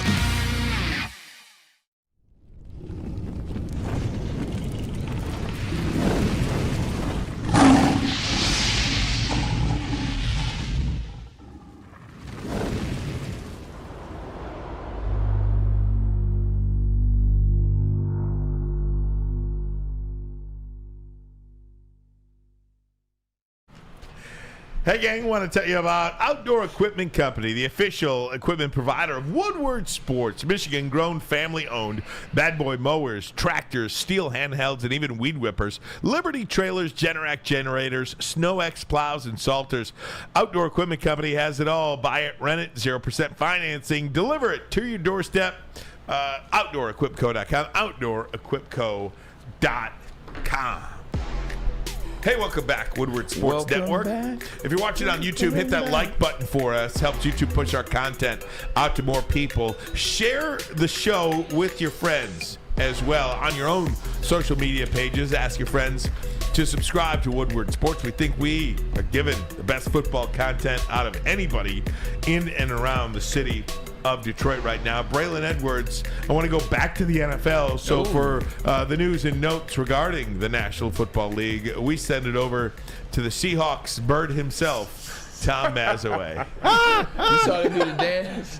10, 12, right? The 12th man. 12th anyway, man. Let's start it off with our Detroit Lions. Did you know that Penei Sewell leads the NFL in fewest pressures allowed through 4 games with 2? How about that? And that's great company. I mean, you look at the guys on this list as the best, and Trent Williams. Look at Tristan Wirfs, the guy that won a Super Bowl in his rookie year with the Tampa Bay Buccaneers. To be in that company is some good company. But I'll do you one better, Ryan Ermanni. Both of those pressures came at left tackle. So Right. at his position, donut. Both his pressures came at left tackle at the end. So of, important. Considering he had to learn exactly to be a right tackle when he came in as a left tackle. So that's even more impressive. I saw that stat and I was like, whoa, let me see. Both, I always give you the Micah Parsons stuff. I got to throw Penei Sewell and he deserves a little something. He deserves it. He absolutely deserves it. I mean, I think, again, nobody's trying to take away from Penei Sewell, but would you rather have Lawrence Taylor or Tony Munoz? Yeah. You know what I mean? Yeah. Like, I mean, it's That's just good. It's damn. Good. I mean, come on. You know where I'm going. Yeah, I mean, You know where I'm going. I just it's a tough one. Remember when I said that? Not really. Did you say that? Hell no, that was amazing. I ain't say no. I didn't use that specific analogy. No, you won that one. You did. He won 2 that yellow one. jackets, though. Gold Yeah, jackets. exactly. Hey, let's go back to that Sunday night football game. By the way, Aaron Rodgers, what did he call Travis Kelce? He called Travis Kelce Mr. Pfizer. Mr. After Pfizer had a the commercial. Commercial for the you can get your flu shot. 2 shots. You get 2 shots for the price of 1. Good for him.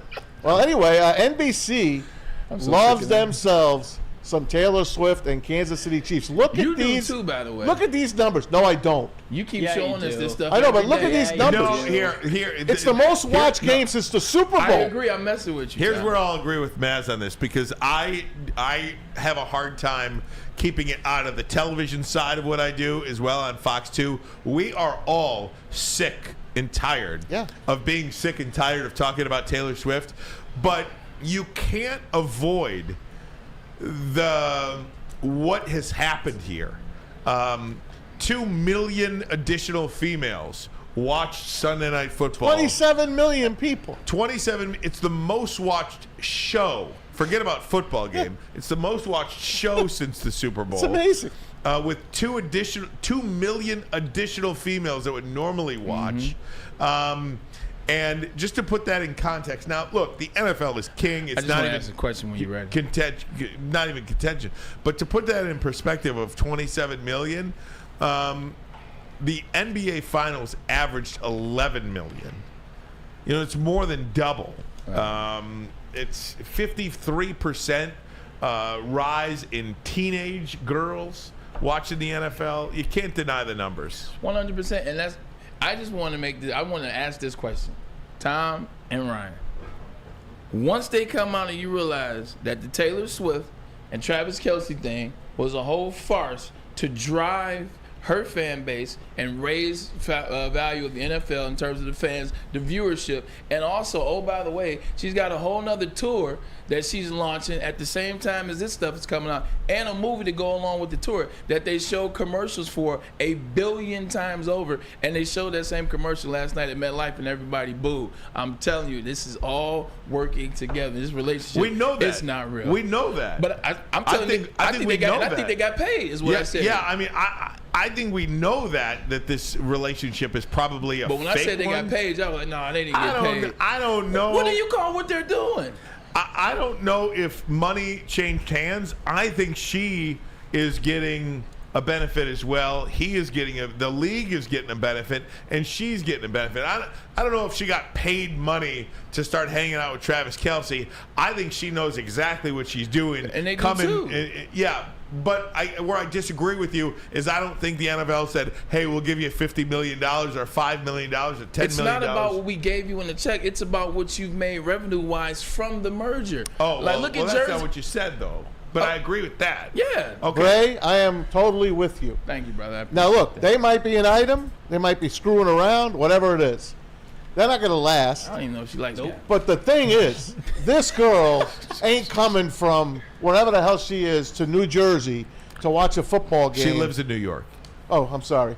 Nonetheless, even still, all the commercials and the promotions for her movie and all the it just makes sense what Braylon is saying. It really does. New York, let me say that. It makes sense. I saw something funny. They showed a picture of the suite. The suite. Did you see how many heavy hitters were in the suite? Yeah. That's all her you friends. You couldn't even see him because all they showed you was Taylor Swift. Yep. I've been waiting to see that damn Deadpool and Wolverine movie for 10 years. Is that Ryan Reynolds? What's his name? Ryan Reynolds, Hugh Jackman. I didn't even know they were in the suite.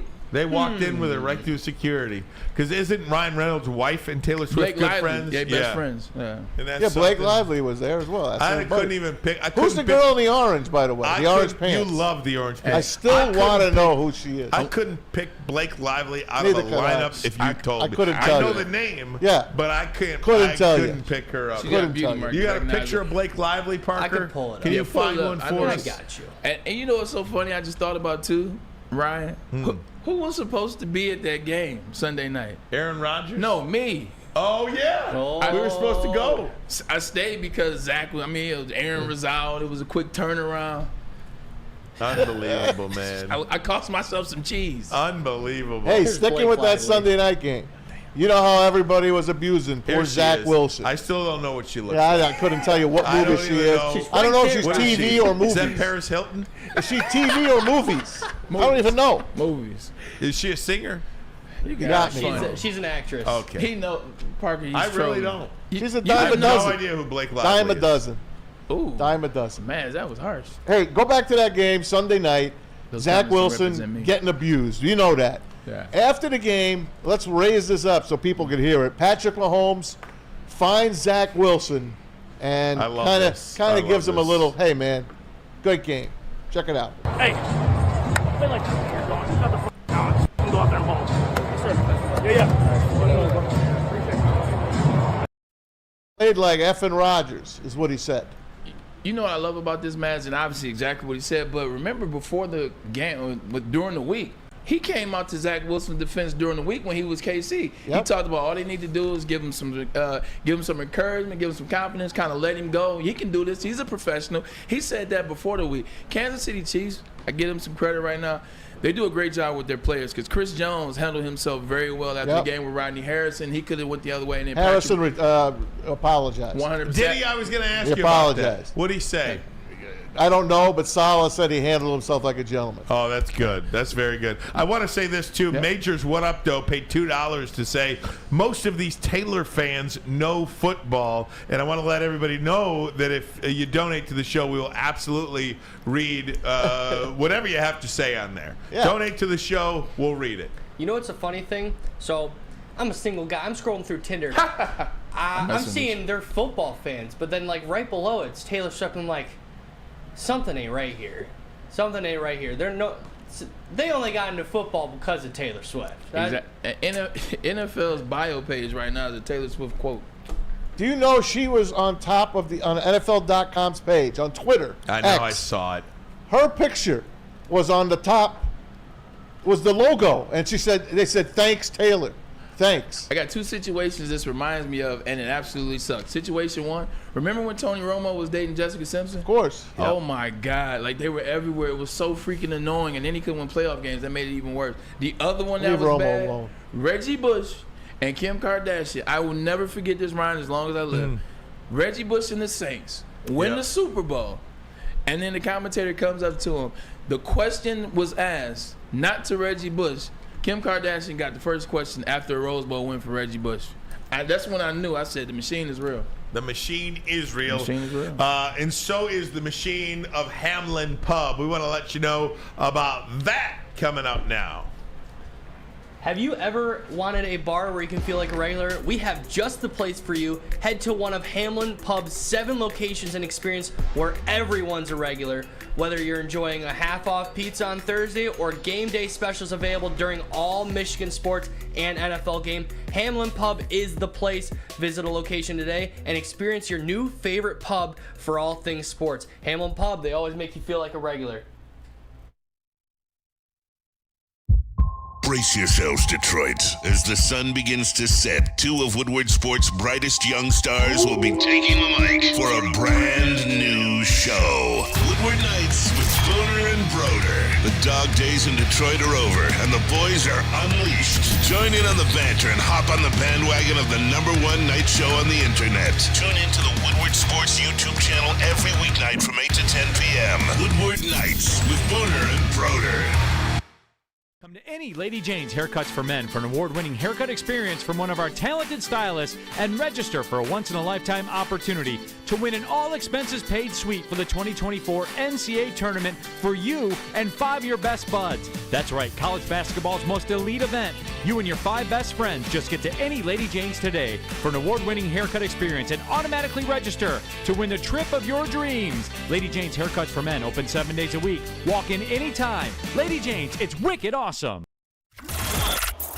Woodward Sports' own Tom Mazaway and Sam Stick Day will be hosting our Lions postgame show after every Lions game all season long. Tune into the Woodward Sports YouTube channel for his hot-off-the-press takes, game analysis, and Kool-Aid sipping celebrations. You won't want to miss it. Join Maz, Stick, and special guests each week immediately following every Lions game, exclusively on the WSN YouTube channel. How would you like to win a $100,000 Vegas getaway? Take your closest friends and live it up in the city that never sleeps. It's the Cintron Energy. Drink it and live it. Purchase a 24-pack today and enter to win that $100,000 Vegas getaway at drinkcintron.com/Vegas and buy your Cintron at your local Meijer. Cintron, the healthier energy drink with great taste for the choice of people who desire to look good, feel great, and be the best version of themselves. You can go to the website to register for the $100,000 Vegas getaway at drinkcintron.com/Vegas. All right, Naz, I want to go around the NFL. We've got so much more to get to. We wasted all that time on Taylor Swift. That's okay. See how it takes over? I know, it does. It takes you over. Just so passionate about it. Hey, there's more love out there for Zach Wilson, and it comes from none other than my guy, Micah Parsons. Check this out. The starting quarterback in the NFL. If Rodney, you can show me you can do it, then you do it. If you were so good, like, bro, like, he's a top 5 pick. He got drafted that high for a reason. Let his traits and everything he do grow, bro. Zach, bro, if you out there, I hope you win. I really do. I hope you win. I hope you grow into the player that no one thinks that you can grow into, bro. Because there's a lot of people that's hating on you, brother. Hall of Famers, ex-pro players, which makes no sense. I'm going to tell you like this. Draymond Green has started something major, and I love that because Micah Parsons is the Draymond Green of the NFL, and I love it. He does a good job. He's well-detailed. He's very passionate. He's very open. He's very honest, and he's right. Look, the guy got drafted at some point. Like, you can't say that. We got all that. We talked about that. But just Micah Parsons, it's good production. He does facts. He does research. I like the show, man. Shout out to Micah Parsons for – and even after games, like when they get their ass whooped, he comes on there and he tells the truth too. So love his podcast and love his spirit. Patrick Mahomes, Chris Jones, Micah Parsons. You are talking about absolute stars in this game who have had enough. Yes. They are rooting for Zach Wilson. They know what it takes to be a professional athlete. They know what it takes to put in the work, and they know what it takes when guys aren't getting a fair shake. We can think whatever we want about Zach Wilson, but when those names in that league stand up for you and say, I am rooting for you because I know the work you're putting in and I know what you're going through, I think that is awesome, awesome brotherhood type stuff. And you know you got to give a lot of credit, and 100%, but you got to give Zach Wilson a lot of credit because in the span of 1 year he grew up. In the span of 1 year, he grew the hell up. Remember last year we were talking about him knocking down his mom's best friends and things like that. There's nothing wrong with that. You can keep going and doing that. But it turns out at the podium, hey man. No, but at the podium, blaming other people, like not taking the blame for things. Like he was an absolute train wreck last season. Hence the shirts, effing Mike White coming in to they wanted Joe Flacco in there over him. So to come back and handle it how he's handled it, he got a win. He was at the podium. He got better. He's taking onus. He's grown up in a year, and I think that's what the players see as well. It's like, damn, I remember him last year versus him at the podium this year. Even after playing his best game ever. What did he say at the podium? He said, this is on me. I got to be better.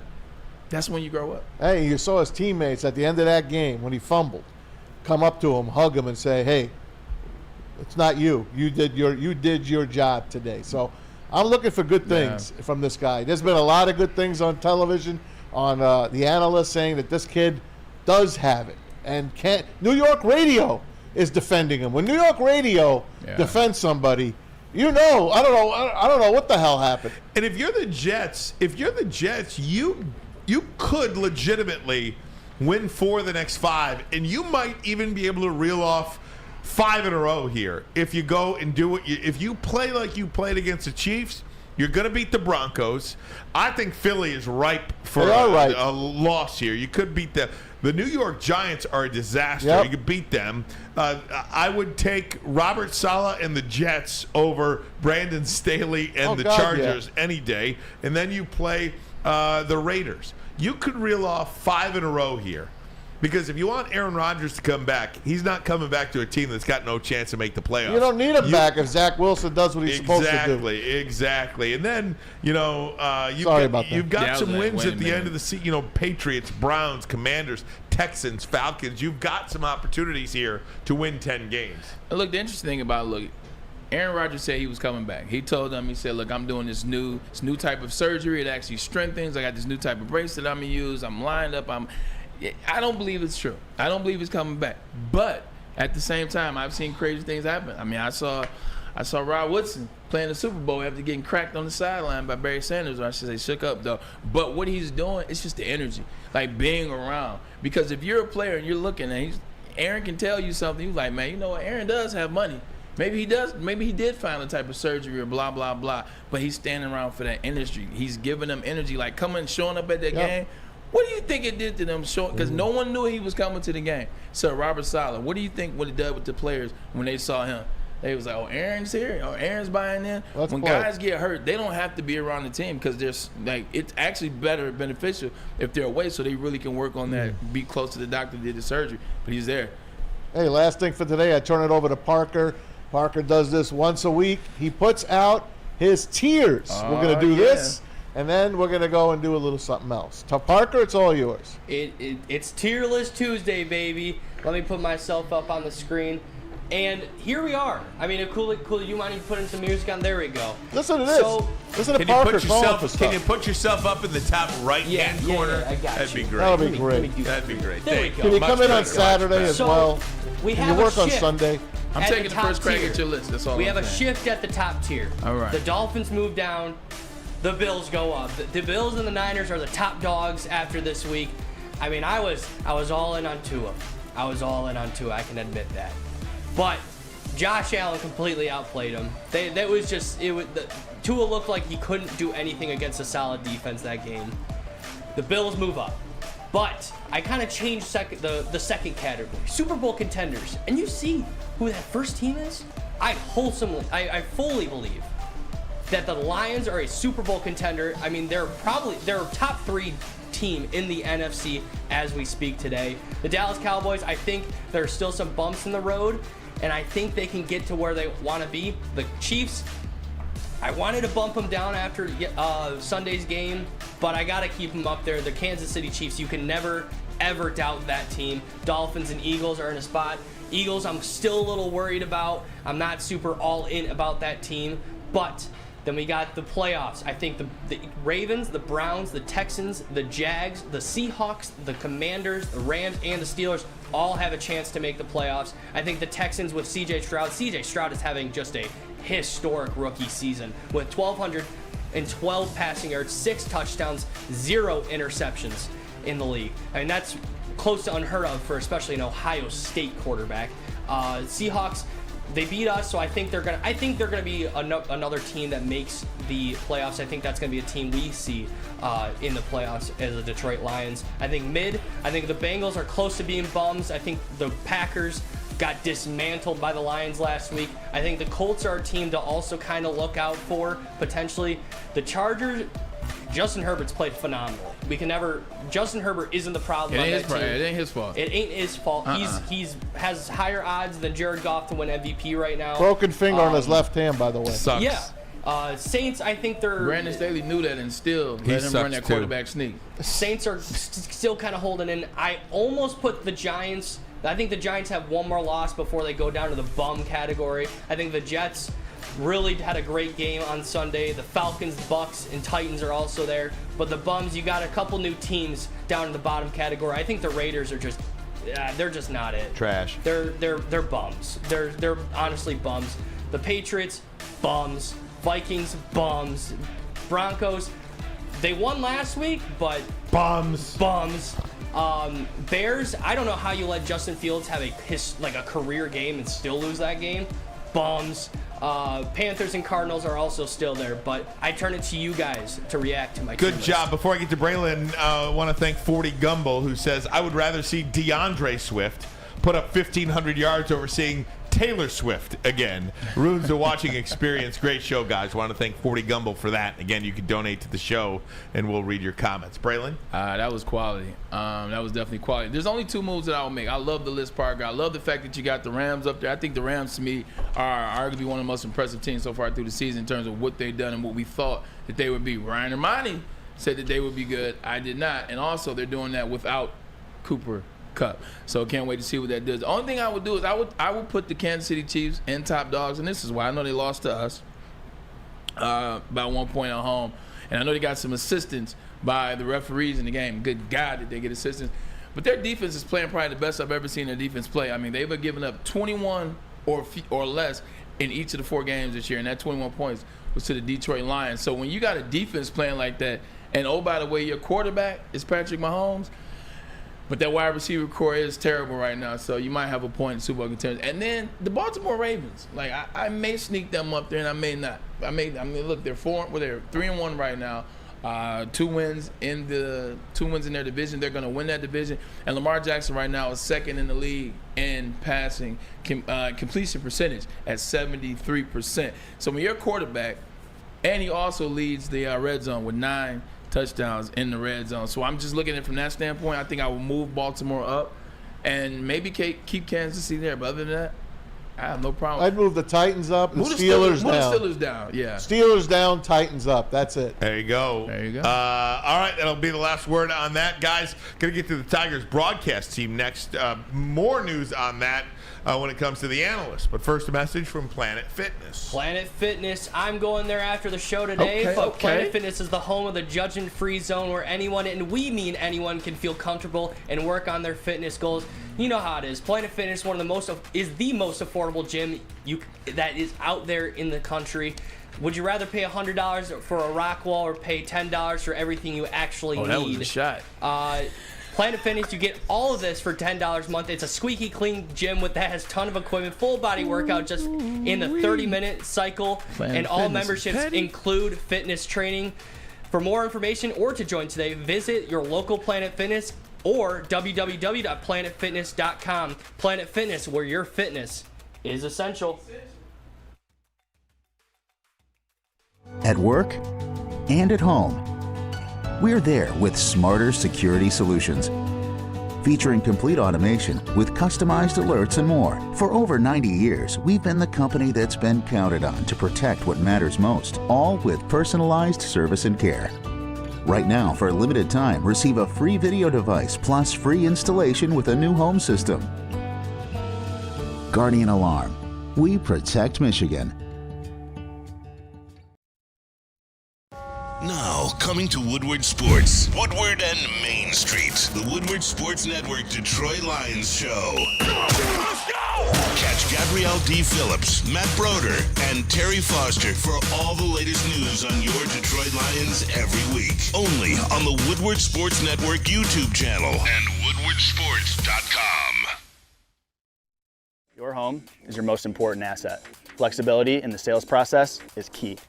When you work with Mark White & Associates, you can cancel at any time, for any reason, without penalty. Speaking of flexibility, check this out. Who you work with matters. Hire the best broker in the game.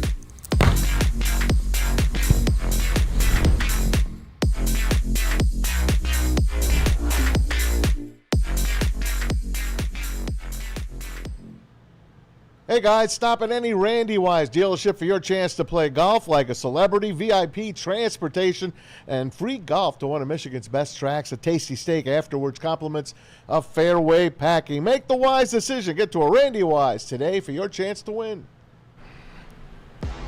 Guys, however, and I thought Chris McCoskey, Tony Paul broke the news, but I thought Chris McCoskey really wrote a perfect tweet.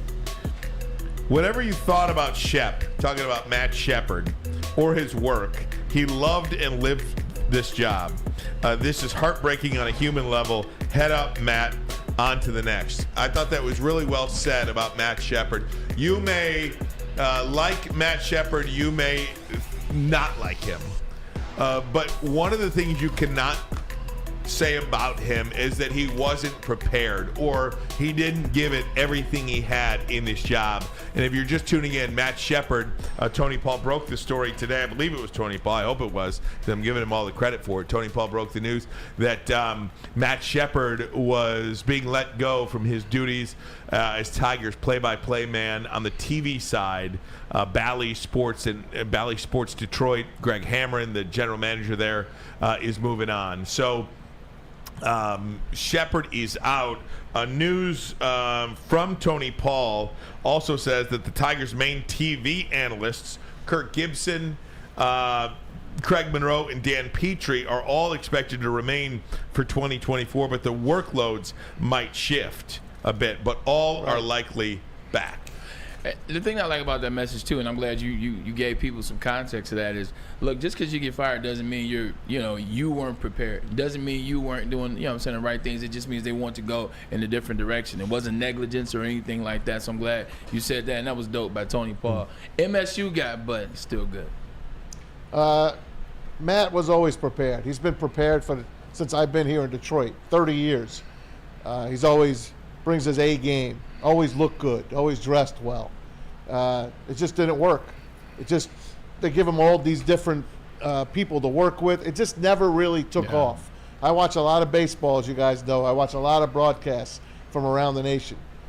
The one we had prior to it, Mario and Rod, I thought was one of the better ones in the country. Unfortunately, they couldn't get along, and Fox let them both go. Mario has not returned, unfortunately. I thought he was great. Rod resurfaced a couple years ago in Miami with the Marlins. He's still kicking over there and enjoying himself, and I think he does a great job as an analyst. But when you listen to other games and watch other broadcasts, the Tiger broadcast wasn't up to snuff. This is a new regime now. This is a new general manager and president. This is everything is new. They're not gonna. This last 10 years of Tiger baseball has been the most forgettable 10 years in Detroit baseball history, except for this past year where they had a pretty good run and they were pretty entertaining. One other year they were decent. We've had some bad runs. We had some bad runs here in Detroit, and that's what New York is going through right now at 4 of their teams. Yeah. So it's their turn now.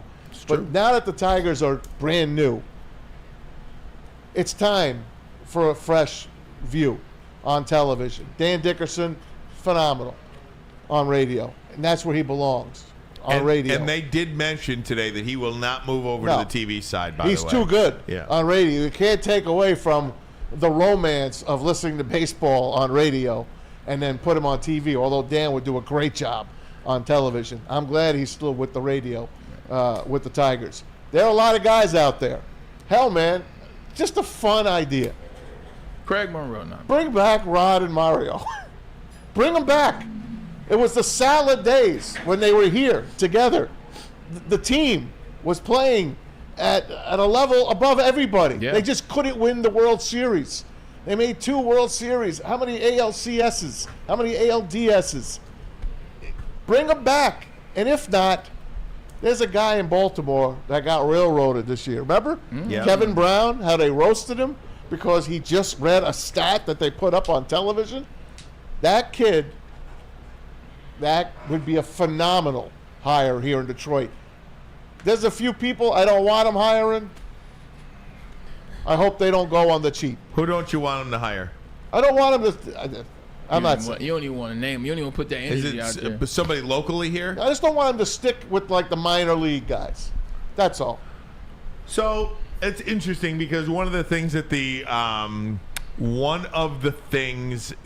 Greg Hamrin said today in a statement, he's the general manager of Bally's, was that he wants to hire somebody that has experienced broadcasting baseball.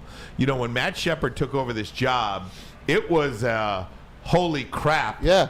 We need somebody now. Mario and Rod got into this physical altercation in the booth. We can't have it. We need these guys out. Holy crap, what do? We look around, and there's Matt Shepard.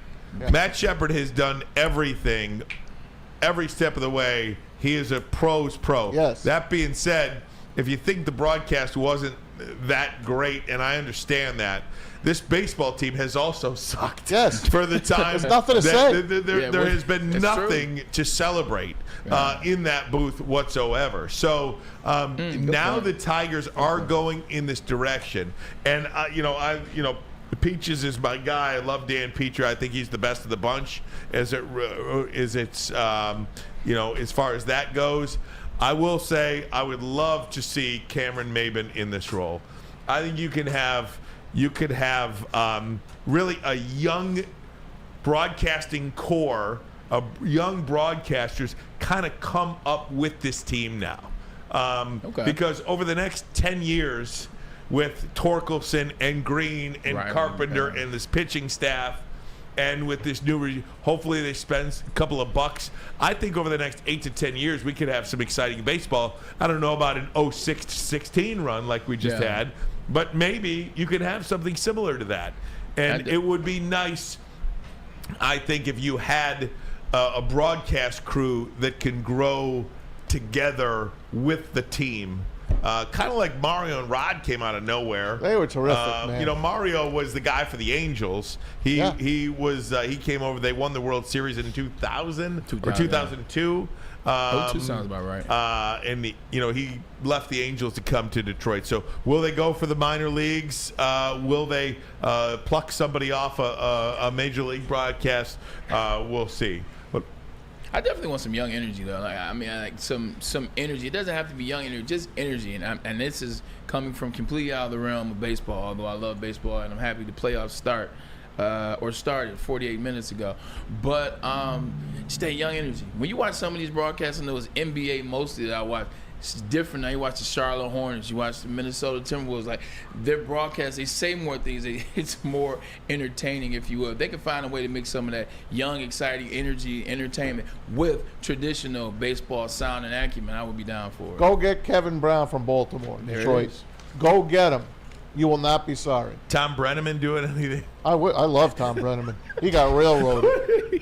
Boy, did he What did he do? I don't even remember what he did. All I remember is all I remember is and there's a drive by Castellanos. It's so funny. One of the true great voices of baseball. I don't even remember what he did. Was that 2 years ago? Yeah, it was 2 or 3 years ago. He called on the break, coming back a hot mic, and he said, whatever city they were in, it's the whatever.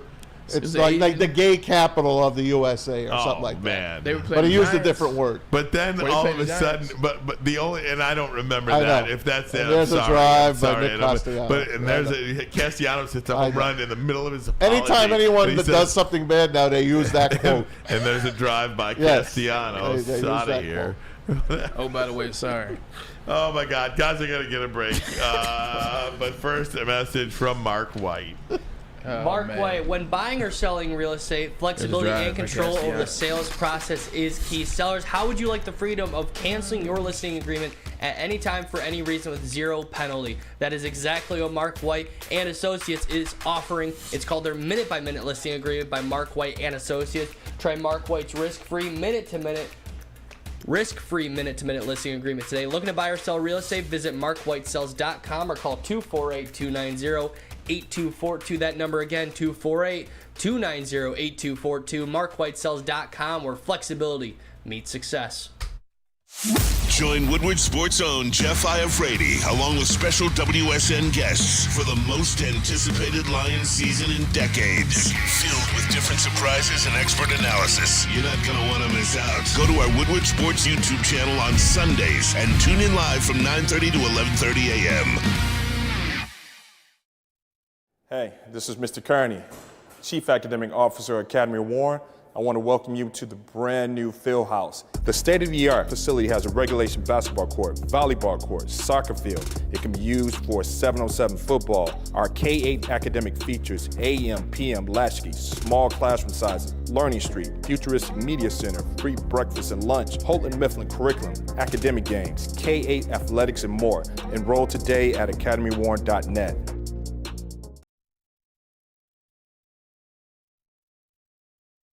Local plug, it is Dispo, your local plug. Open to midnight in Romeo Cannabis Mall, Michigan's largest cannabis mall, by the way. And they got the best people working there. They got the best product, the best cannabis, the best ways for you to consume your cannabis, whether it's edibles, whether it's oil, whether it's flower. Got to be 21 and up, though. Got to be 21 and up. And this Friday, we will be at Hazel Park Dispo. So pull up on us, 2 to 4. We'll pull up on you guys. It should be fun. They got food trucks out there, everything. Come get some cannabis from Dispo. Hey, baseball playoffs are started. He did go back. We just went and listened to them. There's a drive by Castellanos. I was waiting for you to look over it when I said the playoffs. Hey, you got a score of a baseball game for me? Yeah, we do. What do you got? We do have a score of a baseball game. Right now, Major League Baseball playoffs taking place. Game 1 in Tampa Bay. The Texas Rangers lead the Tampa Bay Rays 1-0 in the third inning. There are 4 other games today. It is like baseball porn, man. It is. This Mazaway is going to go home and just sit there and watch I'm baseball. already rolling. My DVR is already rolling. Already. He's going to go back and watch the Rangers and Rays. Then at 4:30, it's the Blue Jays and Twins, Diamondbacks and Brewers at 7:30. And then the nightcap, the Marlins and the Phillies. My bold prediction in these baseball playoffs is that the Marlins are going to make it to the World Series.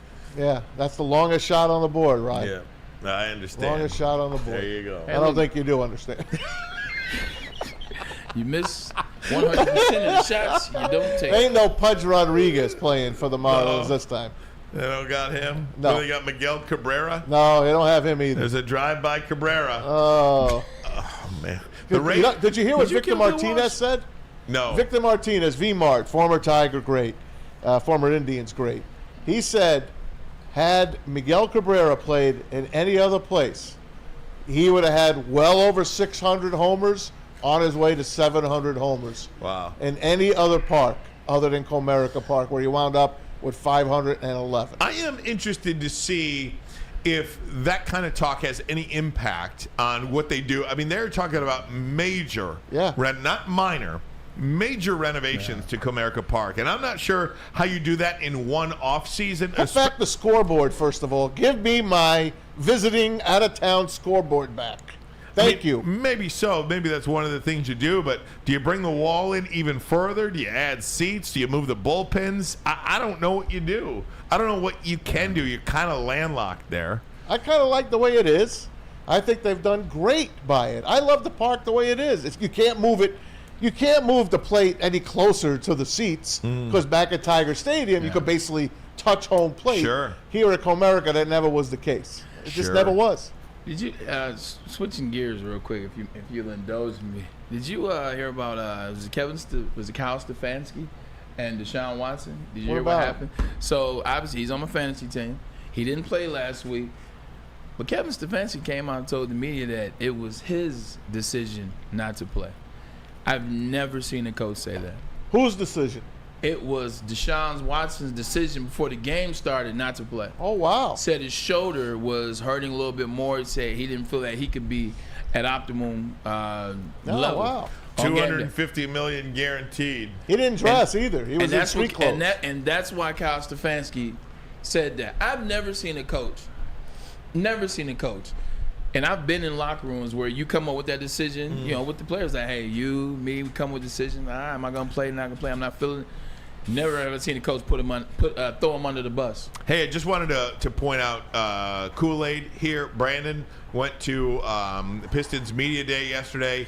He's got some great content on his page, on our YouTube page as well. Great Pistons content. Want to pimp that out there because this young man has done a fantastic job with the Detroit Pistons. And we invite everybody. Kool-Aid, what's your official Twitter? Hey, at Detroit Kool-Aid. At Detroit Kool-Aid. And, of course, at Woodward Sports as well. We've got it all there as well. So go, if you're not following at Detroit Kool-Aid, do that. Hey, what did Beef Stew say? Great What was his Pistons quote? content. Oh, Beef Stew had everybody going crazy, man. This thing went wild on all of our platforms. He said he's been looking at the Lions and how the fans have resonated in the city, and it is making them jealous. He said he can't wait till LCA is like that.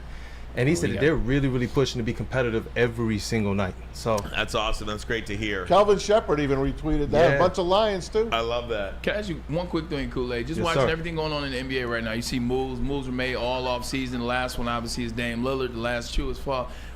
How close are the Pistons to make a major move like that? I believe that they want to get through the first half of the season, and as they approach that deadline, they'll have a little bit more on what this team actually is. This season, I think that they're ready. If it's not this season, it's definitely going to be next season when they have a ton of cap space. But Troy Weaver spoke about it at Monty Williams' hiring and at his press conference, and he also spoke about it a little bit throughout the summer at some of the little practices we were able to get to. And he stated he just wants to see what Monty can do. And I think that it's really going to be Monty's assessment. The players are like he's a leader of men.